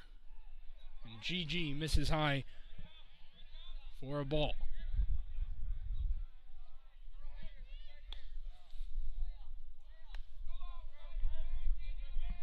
Last year, Amherst swept the series against Williams. It was a great year for Amherst, 25-11 last season. And swing and a miss, strike 3. Boyle goes down swinging. Back-to-back Ks for Greiner. There are 2 down in the home 7th inning.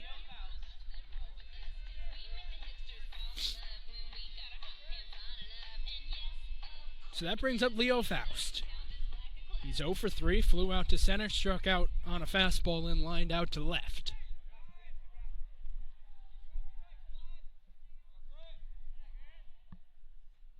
Faust watches ball 1.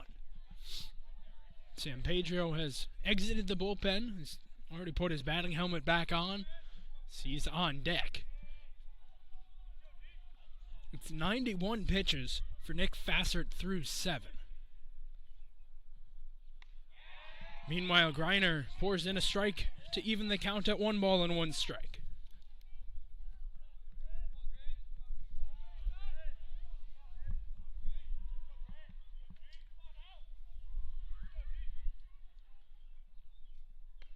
Faust scooches back from that pitch. It's now 2-1. Amherst last season, they were second in the West Division. They survived the best of three quarterfinal here at Memorial Field against Bowdoin. I say survived because Amherst lost the first game of that best of three, won game 2 on a walk-off single, and then blew out Bowdoin late in game 3. No swing on the appeal, says Josh Garcia, and Faust is up in the count 3-1.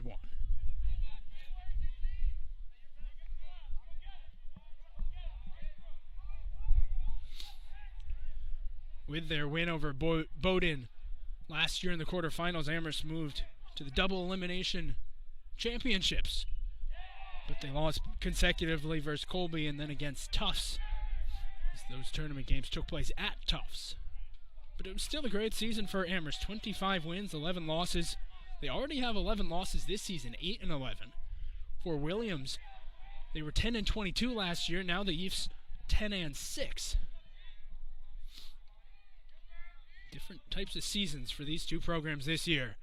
As Faust takes high ball 4. Fourth walk issued this afternoon by Williams pitching. And the first baseman, at least for the moment, Jack Sampedro, will come to bat.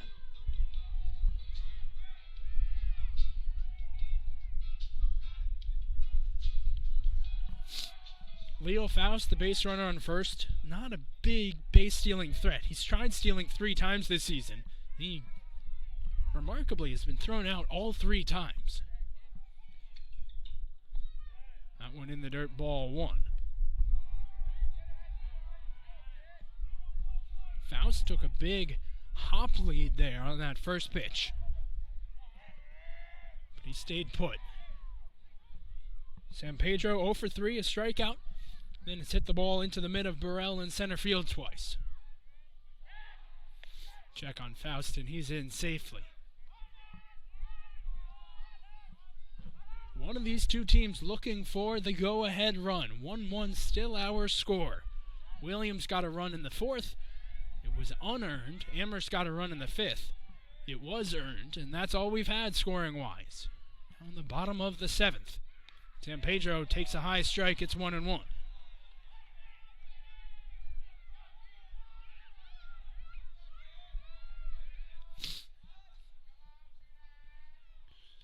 Sampedro entered today's game team high 6 doubles.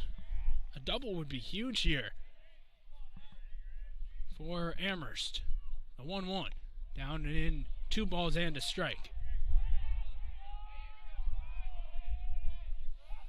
Sampedro had a stretch a couple weeks ago at the end of March into early April. He went 3 for 4 with at least 1 RBI in 3 consecutive games. He was 9 for 12 in that 3-game stretch, which is a remarkable hot stretch. And now, right now, DJ Nadeau has told the Amherst dugout to, quote, knock it off. Said a couple other things to the Amherst dugout as well, but knock it off, could hear it from way out in left field. Mammoths have not been thrilled with Nadeau's strike zone today. It's been 8 times that Amherst has struck out, and that one's in for a strike. It's 2-2.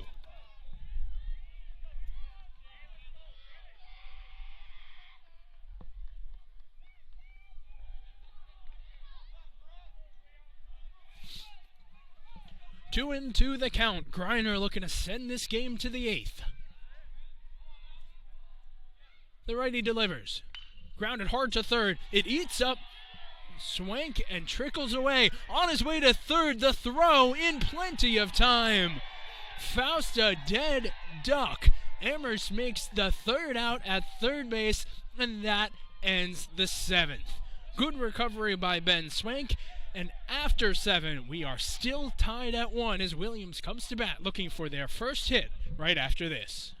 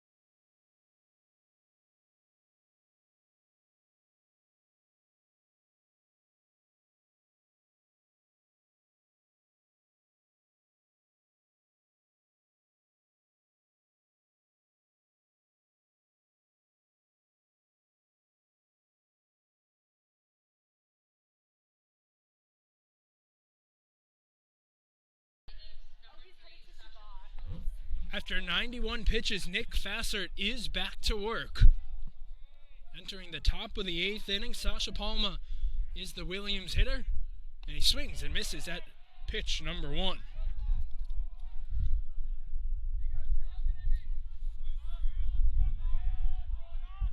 Fassert has issued 2 walks.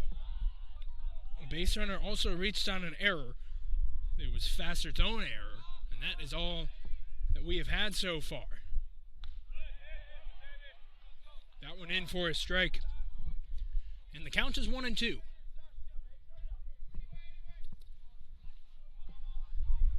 Fassert winds and fires. Missing away. Now 2 balls and 2 strikes. Palma trying to find a way on. Today's designated hitter. Swings and fouls off a 2-2. To end the last inning, it was a good recovery by Ben Swank of Williams, the third baseman. He had a ground ball that ate him up. Down the line, he recovered it and threw out Leo Faust at third to end the frame. Strike 3! Fassert catches Palma looking, and there's the first out of the 8th. Strikeout number 4 on the day. Now batting number 27, Nate Rosner. Now Nate Rosner digs in. But regarding that play that ended the last half inning, the official scorer made a change to their scoring. They had first ruled it an E5 on Swank. It has now been reversed to a single. As there's a big cut and a miss by Rosner, the count even at 1-1. So that means the line score reads right now 1-0-1 for Williams, 1-4-1 for Amherst. As Rosner chases upstairs, it's 1-2.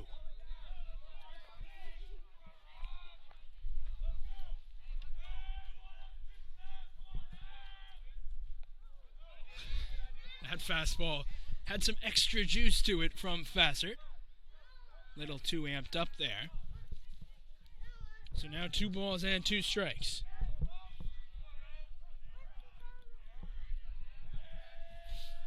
Fassert winds and delivers a 2-2. Swing and a miss, strike 3. Back-to-back strikeouts for Fassert.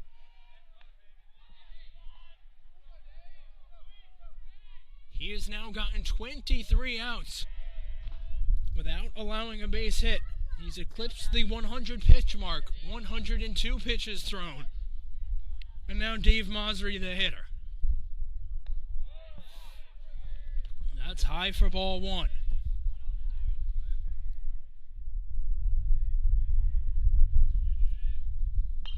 Ground ball cued to second. McDermott fields, throws in time. 8 no-hit innings for Nick Fassert. But Amherst does not yet have the lead. 1-1 our score as we head to the bottom of the 8th in this tense, thrilling Little 3 rivalry game between Williams and Amherst here on NSN.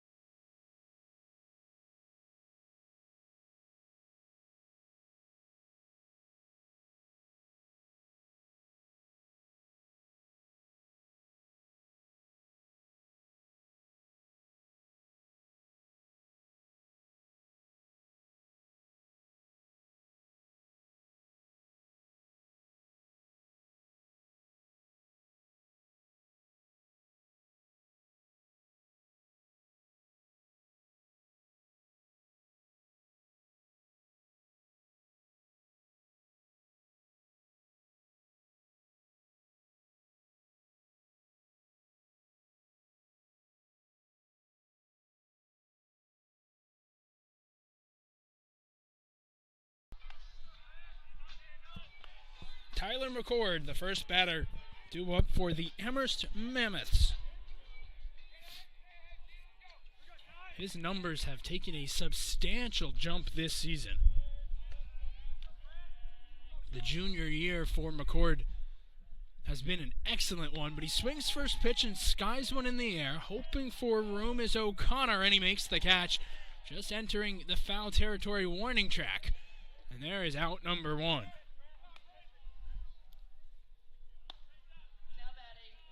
One pitch, one out for Grant Greiner. Now Charlie Lafreniere will come to bat.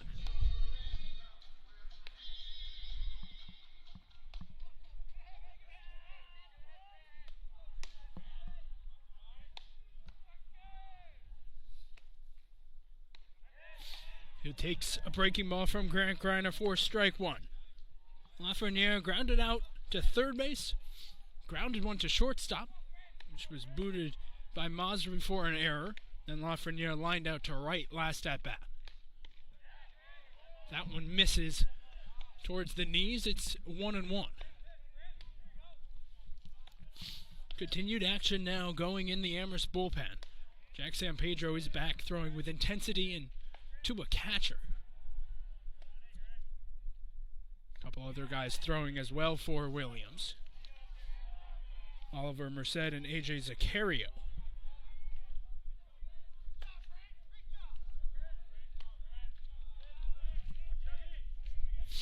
Two and one, the count to Charlie Lafreniere. Righty against Ryan Greiner fires, and he gets a foul ball. Count goes to 2-2.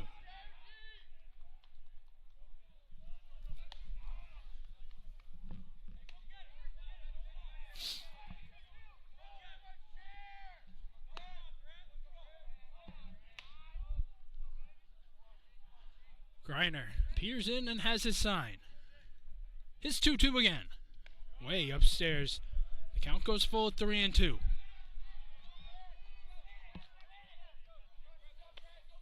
Williams trying to do something they have not done in over 6 years, which is win against Amherst. It's been far easier said than done. The 3-2. Ball 4. Lafreniere draws the walk. And the go-ahead runner is on first base with one out. Now batting, number 2, Justin Orridge. Speed-wise, Lafreniere has 3 stolen bases on the year in three tries.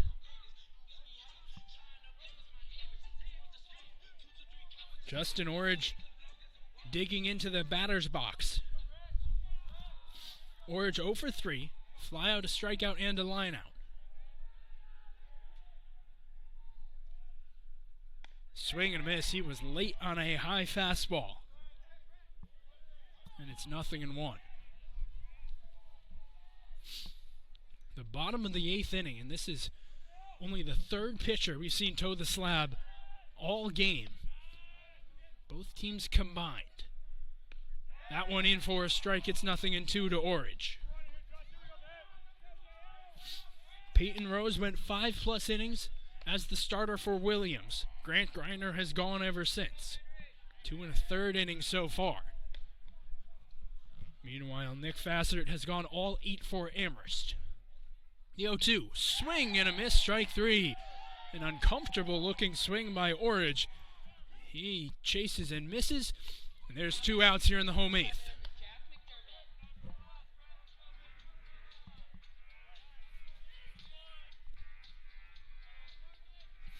McDermott. So now Jack McDermott comes to bat. McDermott's had a good day. He has reached base all 3 times. Hit by pitch, walk, and scored the only Amherst run, singled in the 6th. And he watches ball 1. McDermott's not a guy who gets a ton of playing time, but he's made the most of it today.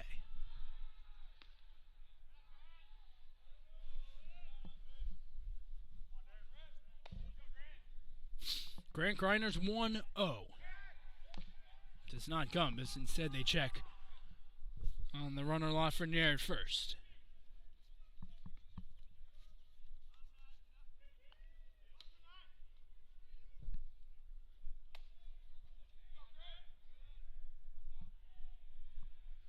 Grinders 1-0. Down in the dirt, 2 balls and no strikes.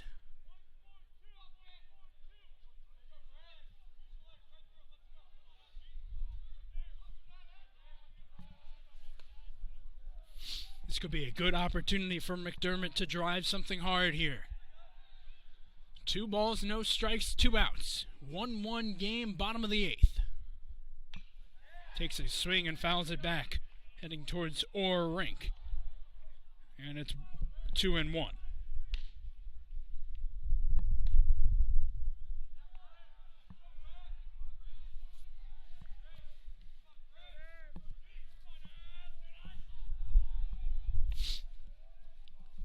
Here's Griner's 2-1 pitch.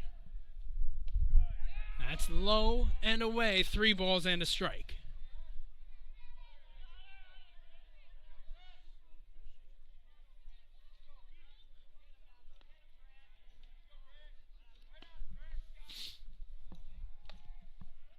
Lafreniere, the go-ahead run on first. Griner's 3-1. Misses for ball 4. For the 4th time today, Jack McDermott has reached base. And the go-ahead run 180 feet away. Now batting, number 14, Ben Smith. With runners on second and first, Ben Smith comes to bat. He has had his opportunities today.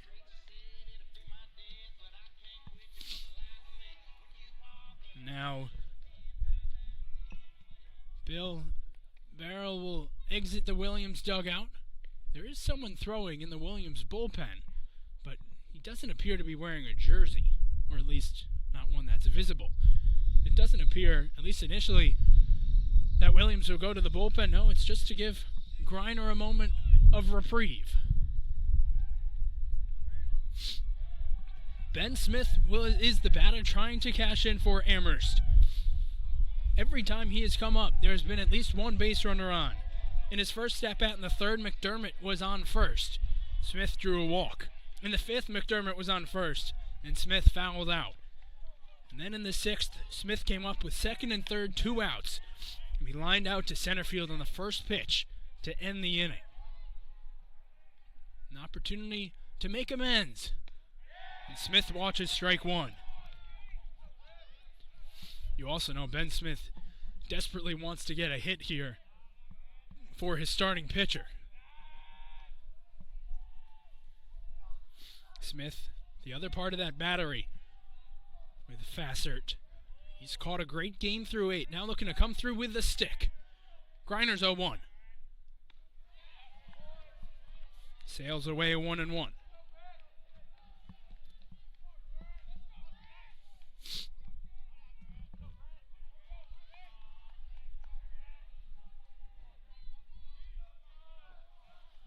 Lafreniere, the runner on second base. McDermott, the trail runner on first. Griner's 1-1 to Smith. Popped foul. Out of play into the trees, and Williams a strike away from escaping this jam.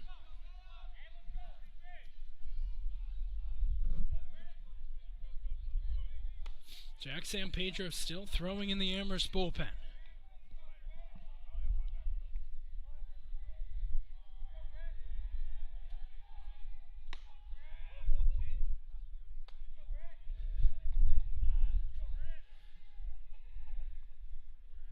The 1-2. Popped foul. Smith stayed back with his hands on that offering. We will do the 1-2 again.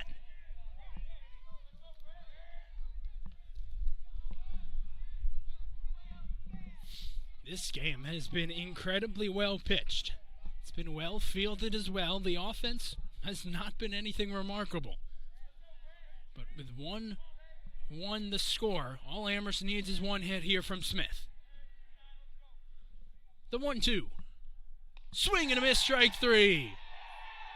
The Williams dugout fired up as Amherst comes up empty in the 8th. Griner gets himself into and out of trouble, and we head to the 9th with the score 1-1 here on NSN.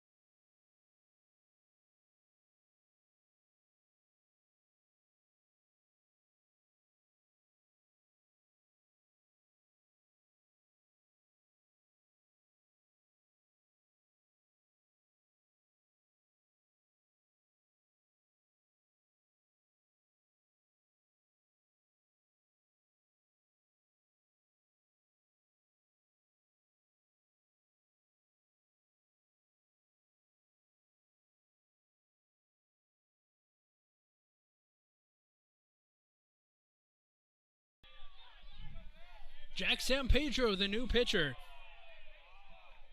And he misses off the plate. The count is 1-1 to the top of the order, Ben Swank. That went in for a strike. It's 1-2.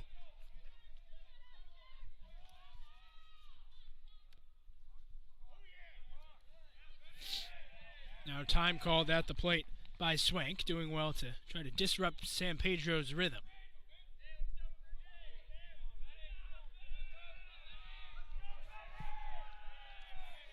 New first baseman for Amherst, A.J. Zaccario. This is popped up towards Zaccario, hoping for room. He drifts towards the chalk line and makes the catch, staying in play for the first out. Now batting number 4, Marcus Burrell II. So now Marcus Burrell II, comes to bat. He's 0 for 3. Everyone on Williams has an 0 for so far.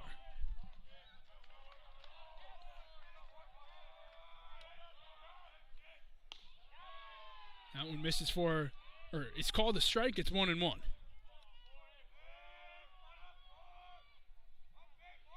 Sampedro had been at first base for the first 8 innings. That one misses for a ball. It's 2-1.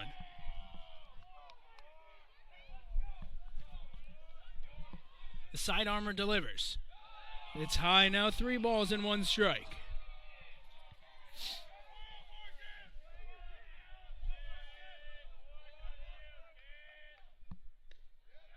Ball 4. Burrell draws the base on balls. And the go-ahead run is on base now for Williams. Now batting number 30, Henry Henry Juwan. Juwan is the batter now. How about the 8 innings of work for Nick Fassert? 8 hitless innings. And this is flown into right center field. Guiding back and settling under to make the catch is Charlie Lafreniere. And that is the second out here in the top of the 9th. Now batting number 19, James O'Connor. Juwan is retired. And there are 2 down with Burrell still on second. Sampedro looking to clean up the 9th. And he misses low for ball 1.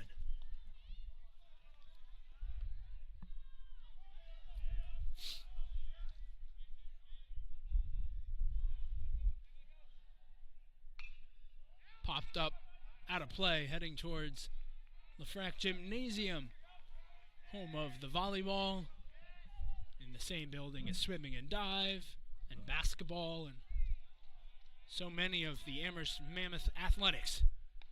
That one zooms away. 2 balls and 1 strike, the count on James O'Connor. The final pitch count for Nick Fassert was 104. So O'Connor takes a big cut and fouls it off. For Fassert, 104 pitches, 1 unearned run, 2 walks, 5 Ks, and of course no hits over a career-high 8 innings. Fassert was untouchable. Sampedro's 2-2 dribbled foul down the first base line. He was lunging to get to that one. And you wonder how hard of a decision it was for J.P. Pine and this Amherst coaching staff to not send Nick Fassert out to the mound to begin the 9th inning. The 2-2. It's in there for strike 3 called. Williams is furious, but that retires the side. How about 9 no-hit innings for the Amherst pitching staff? But no no-hitter yet. Mammoths come to bat trying to walk it off in a rivalry matchup right after this here on NSN.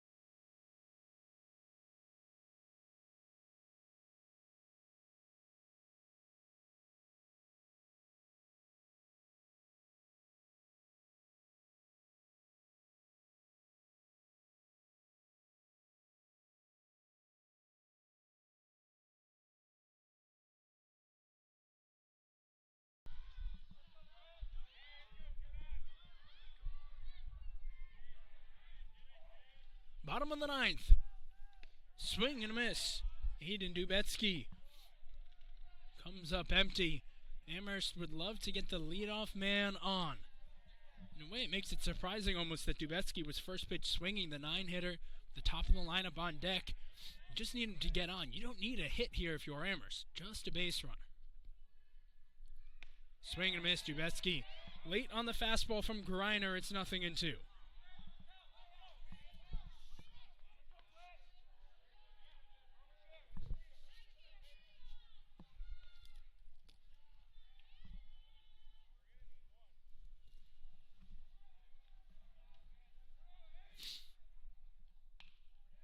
Big cut by Dubetsky. Stays alive at 0-2.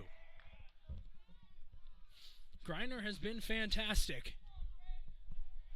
3 innings in relief, 2 hits, 3 walks, 4 strikeouts. Trying to put up yet another 0, but this time in the bottom of the 9th. The 0-2. Sinks down and away, 1 ball and 2 strikes. Something to keep an eye on if this game does remain tied after 9 innings. There are no lights here at Memorial Field. Dubetsky stays alive. We're playing solely by whatever power the sun gives us. It's been hidden behind the clouds all morning, all afternoon, and now well into the evening. But at some point, darkness could become a possibility. Of course, Amherst, they'd love one big swing from Dubetsky here to leave the yard, end the game, and make that a non-factor. Greiner's 1-2. Missing high. Dubetsky, just 5'10". That pitch didn't miss by much, but just above the letters.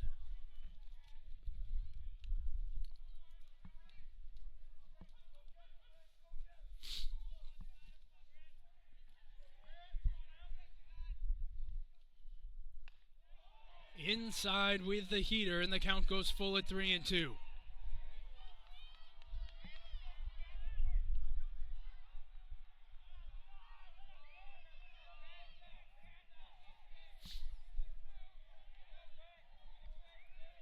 Amherst pitching has not allowed a hit through 9 innings.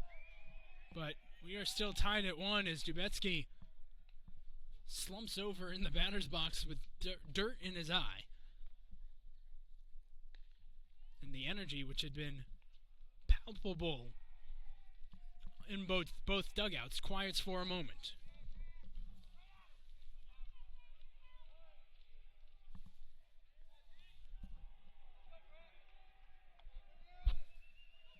Greiner delivers a payoff.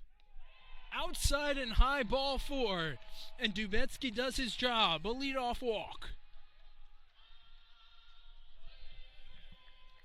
Now batting, number 23, Jack Boyle. Jack Boyle now the hitter. The winning run at first base.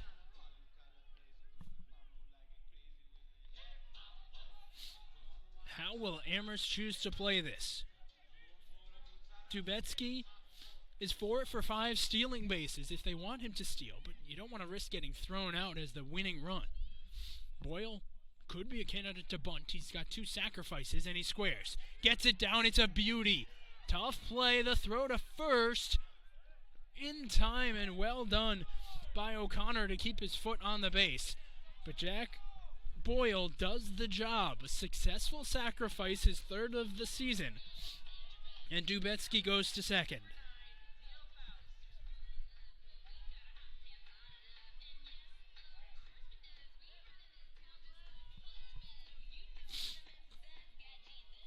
That brings up Leo Faust. He has only 4 RBIs this season. But if he gets an RBI here, Amherst walks it off.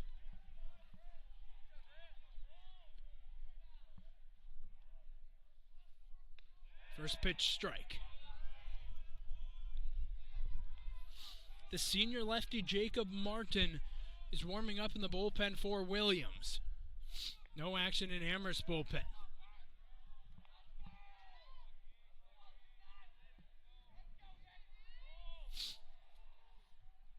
Greiner's 0-1. tie, 1-1 The secondary lead for Aiden Dubetsky off of second has to be a good one.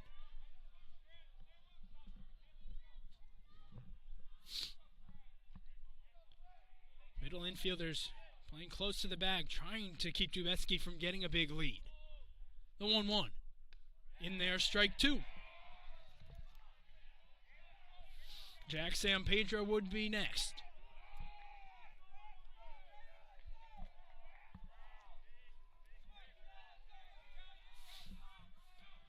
The outfielders still playing mostly straight away. They're not much further in than normal with a winning run on second. The 1-2. Popped foul. Staying alive is Faust.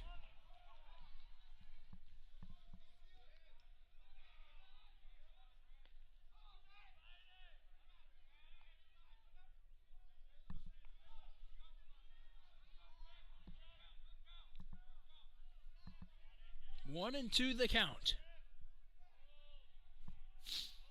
Griner looks at second and fires home. Swing and a miss, strike 3.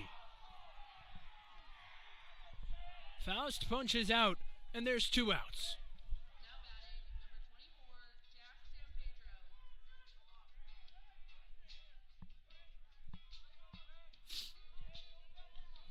Jack Sampedro. Jack Sampedro now the batter.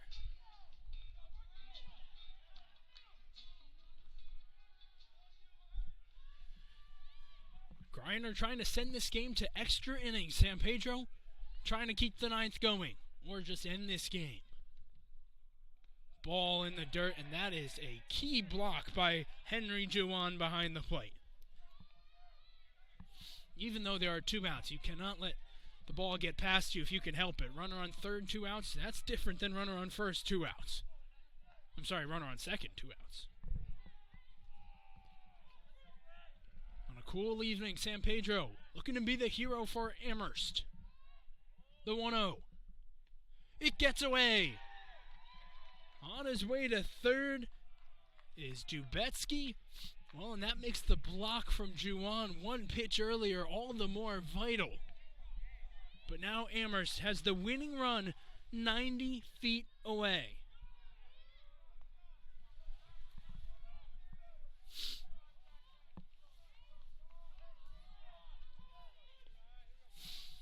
The first-year Griner trying to find the escape hatch to this inning.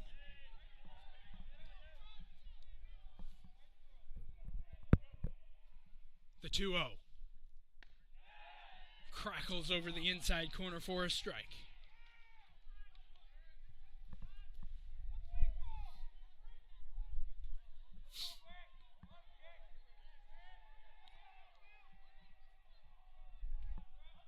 Griner's 2-1. Off speed, strike 2, and Sampedro, his whole body was well out in front of it. Definition of locked up. It's number 24 in white. 2 outs, 2-2 the count, bottom of the 9th, winning run on third. Fly ball into left field, towards the line, sprinting over, that ball is foul. Rosner was on his horse, but the ball too far out of his reach, and it faded foul, and so we'll do the 2-2 again.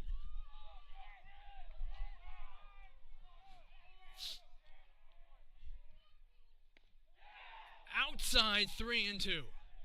The Williams dugout, who did not have the best view of it, some of them let out an early yell, but it wasn't to be, at least not yet. The East desperate for this game to go into extras. Amherst trying to walk it off here in the bottom of the 9th. 3-2 with a runner on third. Popped foul. Sampedro putting forth a quality at bat.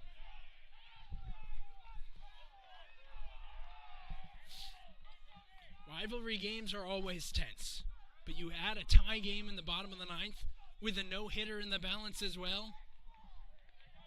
The tension's as high as can be. Griner's 3-2. Lined into left field. Coming on Rosner. It's a base hit. Amherst walks it off, and it's a no-hitter for the Amherst Mammoths. Jack Sampedro pitches the 9th inning to complete 9 hitless innings for the Amherst staff, and then Jack Sampedro wins it with a game-winning RBI walk-off single and make that 10 straight wins against their arch-rival Williams. Amherst wins Game 1 of the series 2-1.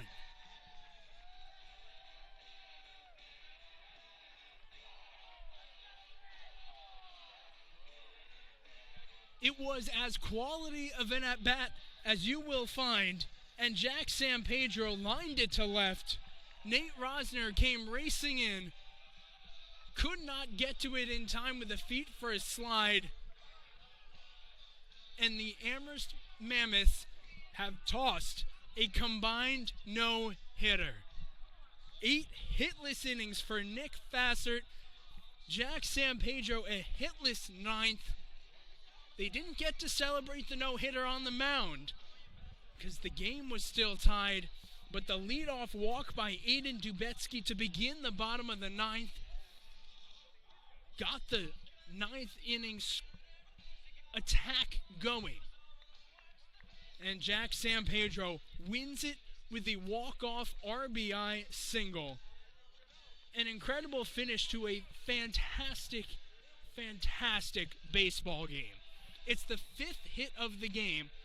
All 5 hits come from the Amherst Mammoths. They toss a combined no-hitter in a Little 3 game against their arch rivals, and this day could not have gone any better for Amherst. Nick Fassert goes 8 hitless innings with 5 strikeouts, 1 unearned run, and 2 walks allowed. Fassert gets a no decision in all of this, but it was by far a career best outing for Fassert. Sampedro gets the victory, pitching the 9th, also delivers the walk-off hit. Meanwhile, Peyton Rose was very good on the bump for Williams. 5 innings, 2 hits, 6 strikeouts, and just 1 earned run.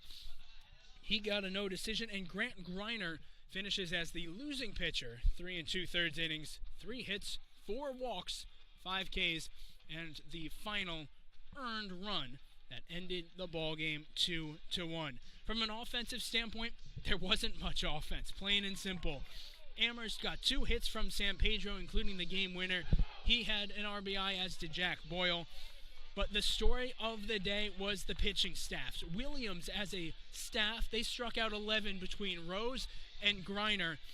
But it's a no-hitter thrown by the Amherst Mammoths. Nick Fassert and Jack Sampedro combine for the no-no, and Sampedro walks it off in the bottom of the 9th. A thrilling NESCAC game moves Amherst to 2-1 in NESCAC play. It gives Williams their first conference loss of the season in the Western Division.